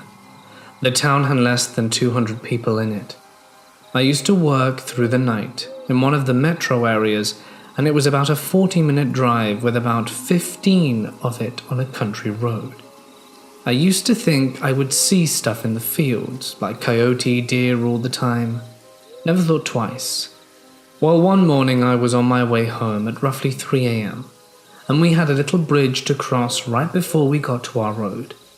As I'm closing in on crossing the bridge, I can see something pearly white hanging out in the middle of the road. I thought it was probably a swan and it would move. As I got closer, I realized that swans are not that big. I was in an F-150, and it was at eye level with me. When its wings opened up, it literally covered both lanes of traffic. I swerved to miss it but hit something of the wing. I slammed on my brakes and turned around. Whatever it was 100% gone without a trace, and I never saw it again. If it was a bird, it's the biggest bird I've ever seen. Oh, and I also need to let you know that I didn't live by any large body of water. My name is Jack. This story took place outside Minot, North Dakota, when I was 17. My church group was having a backyard bash. Basically, all the ones who play music in the surrounding congregation in North Dakota get together in one of the members' backyards and play music, cook awesome food, and hang out with some truly great people. This took place the night before. All the guys my age were hanging out late at Jared's house. If any of you are familiar with Minot, this took place across the Bison Trail before Velna. Anyway, that night all the guys were watching Hot Rod inside at about 11 p.m. Evan, Jared, Tyler, my younger brother, and myself decided to go outside and talk and hang out by Evan's girly truck he was way too proud of. His house was on a hill. The driveway went about 100 feet where Evan's truck was parked. The front yard slowly declined to the road and field, flattened out for about 300 feet, then inclined up a sizable hill. It was pitch black at the time. We were all around Evan's truck, just chatting and having fun. 20 minutes into our conversation, Evan interrupts us and asks if we heard that. We all stopped and said no. I asked what he heard, and he said it sounded like a deep, grunting grasp noise. We all listened for anything and heard nothing but bugs, so we brushed it off, but Evans seemed uneasy. Another 10 minutes into our chat, and we all stopped talking naturally, as we paused to think about what to talk about. And just then we heard it again, all of us in unison. The noise was this deep grunt exhale noise that had all of us stop and look towards the direction it came from. We didn't see anything. Evan had his keys and decided to turn on his headlights as it was parked in the right direction. We saw a pair of eyes, shining in the light, just on the outside reach of his headlights, about 400 feet away. I ran inside to grab a maglite, the most recognizable flashlight ever created, and I ran to the edge of the road and Jared came along. I twisted the end to focus the light in a straight beam and found it. A white-tailed buck, a big one, climbing up the hill from bottom right to top left. I found the animal with the beam focused on it, and we were about 250 feet away. The deer stopped and stared at us. I started talking to it, just saying the usual things. "Hey buddy, what you doing out here?" And after about 2 minutes of us talking to him, and him just staring at us, it started to resume its course. But then we heard that same noise again. A grunt, a deep exhale. Jared and I looked at each other puzzled, and I put the light on him again while he was walking up the hill. But something was wrong. It was limping badly. We knew something was wrong, and that's when it happened. We heard a roar 50 feet from our right, the scariest sound I've ever heard, but I've heard it before, in movies and games. Mountain lion. It was the first time hearing it in person, but I knew it was angry, basically saying get the hell away from my meal or I'll have you for dessert. When it roared, Jared and I looked at each other and booked it back to the house. Tyler and Evan were still by the truck while we were down there, but they reacted the same way we did because when we passed the truck in our retreat, They were holding their house door open for us. We told a few of the guys that we were still up and nobody bought it. But we knew what we saw and heard. Mountain lions 3 miles outside of town in North Dakota? Yeah, okay. I know they're rare, but they're there. We were pretty shaken about it. But the next morning, my brother and I went to go look for tracks, blood trails, or carcasses. We got to the point where we found the deer. We were walking up to where I put my arm out in front of my brother to stop us both, and I heard a rattling. I then saw a rattlesnake pop up 10 feet away and decided the universe was giving us stop signs, so we went back. I lost contact with Jared over time. Evan turned out to be a pretty messed up person that I didn't want to be around anymore, but my brother and I are still close, and we talk about that night to this day. Mountain lions are my favorite animal, and from this encounter I have the utmost respect for them. But after this night, I never went out hiking, biking, or walking in that area without protection, for a fight I would lose, because I have a feeling I would not get a second warning. I spent the majority of my life in Pennsylvania, so a majority of my hikes have been in the Pennsylvania wilderness. In northeastern Pennsylvania, around the Appalachian Trail, the homeless people congregate and form communities. This isn't creepy, as it gets cold up there. I'm sure it takes a community working together to get through the winters outside. While hiking, it's not unusual to stumble across a community. The creepy part? It is known on the trail that they protect their camps with extreme violence, that if you find one, not to disturb anything. These communities can be pretty big, with 20 to 30 makeshift tents and shelters set up in the middle of the woods. When you accidentally wander across one of the camps, they are always empty, but the fires are still going and food is still cooking. So you know there is a bunch of people straight up watching you that are hiding. I always tried to make sure that I wasn't intentionally looking at any of their tents or belongings, and made sure to make my way out of there as fast as possible. Never once have I seen one of them, so it really makes you feel not that safe. Any time I wandered into a camp, I made a mental note to never hike that area again, unless in a group. I live just where farmland meets the outer edge of suburbia, on an island off the coast of British Columbia. The climate here is sub-temperate rainforest, so the natural and untouched landscape is incredibly wild, dense, and lush. I'm a keen endurance cyclist, and I take full advantage of the trail network in the forest surrounding my area. I work long hours, so most of my winter rides are in complete darkness with my trusty trail light. One section of my home trail winds through a rainforest bog full of trees, hundreds of feet tall. It's absolutely beautiful in the daytime. It feels like a magical place with shafts of sunlight piercing through the fog. Hundreds of different species of flora and fauna, and so many wild animals coming and going along game trails. At night, my gut starts to tighten as the thought of passing through this mile-long section of trail.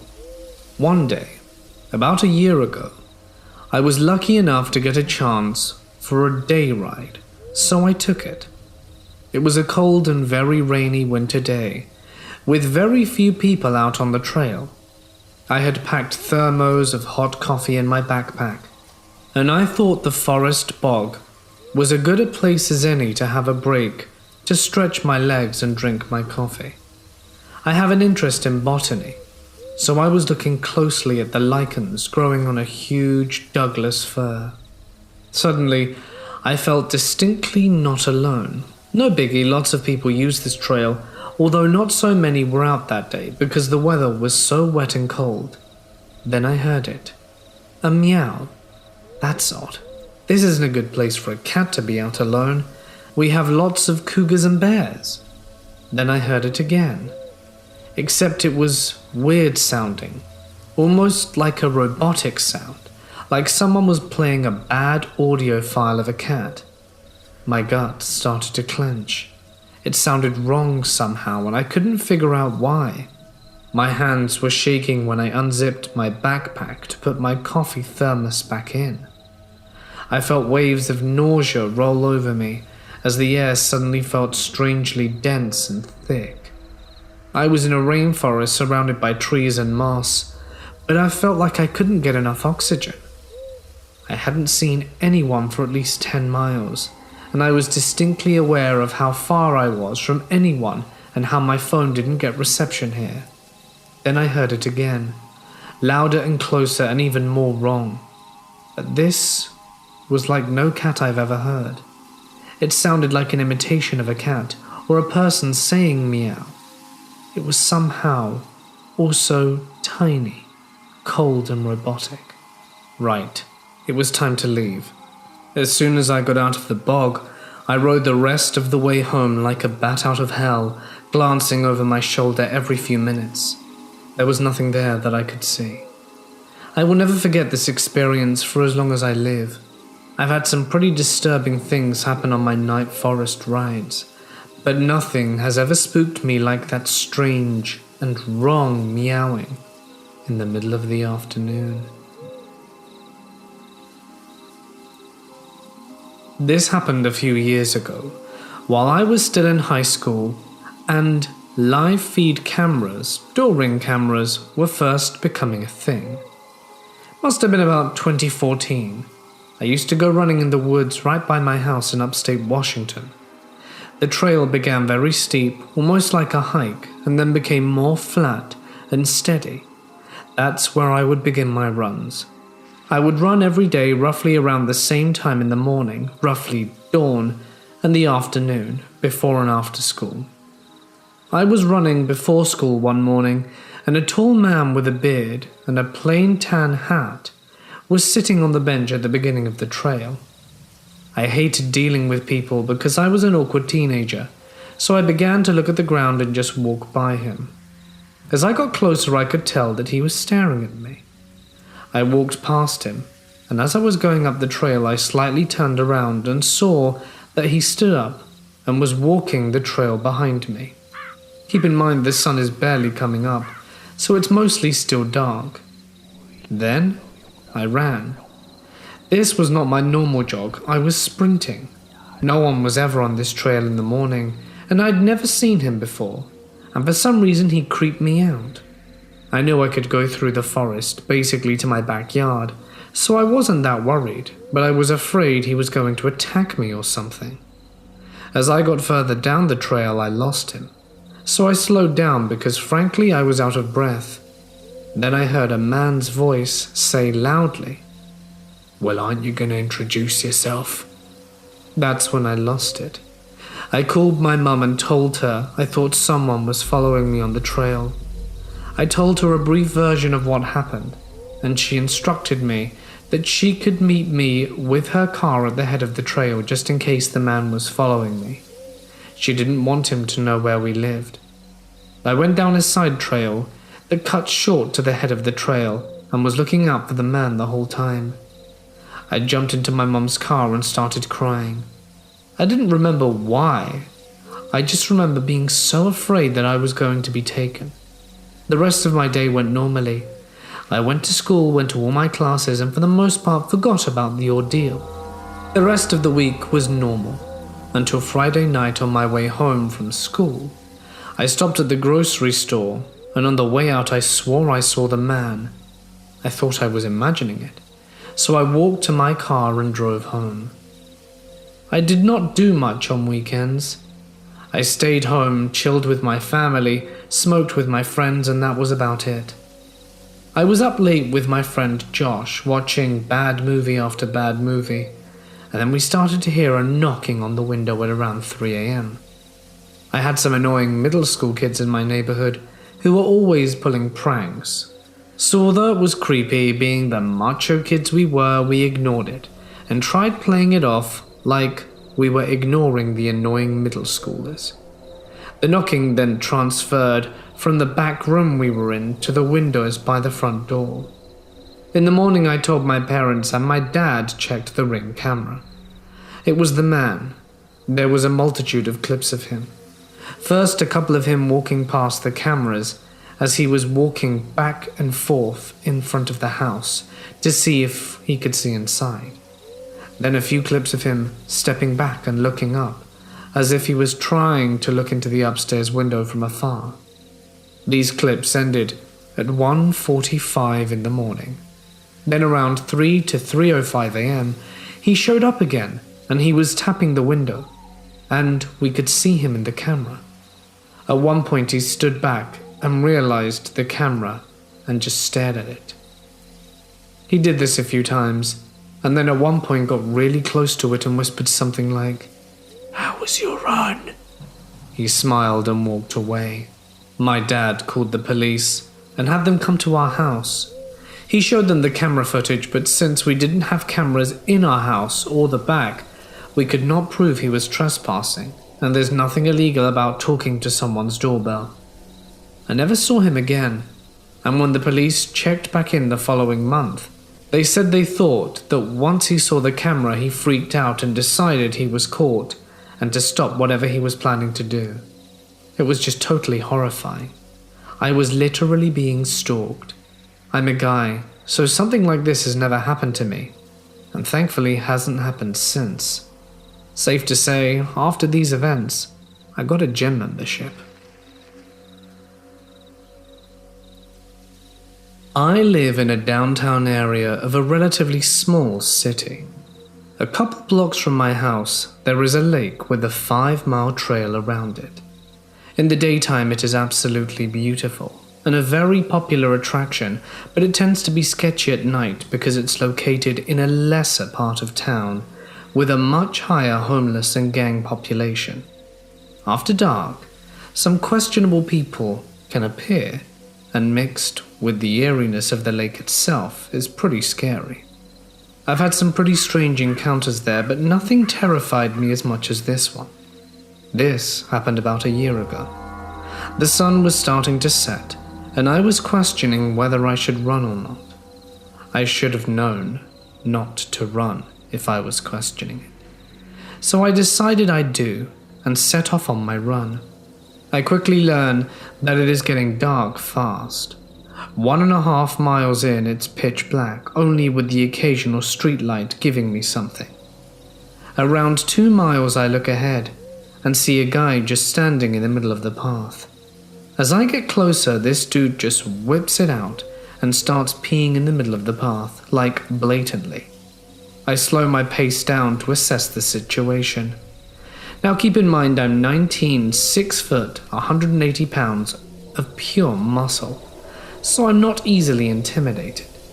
But this was giving me a very uneasy feeling.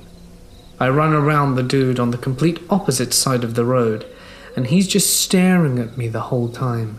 I'm getting freaked out at this point, so I pick up my pace a little bit and out of my comfort zone.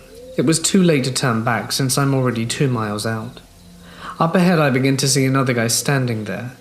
I have no idea of what's going on at this point, so I run around him as well. Another 1/2 mile up and there's another guy, and this time he's just staring at me. I'm completely freaked now, so I start sprinting my butt off. Another 1/2 mile from my house, and I hear this ear-piercing screaming behind me. It's like it's coming from 20 different people, but it keeps getting closer as I was sprinting.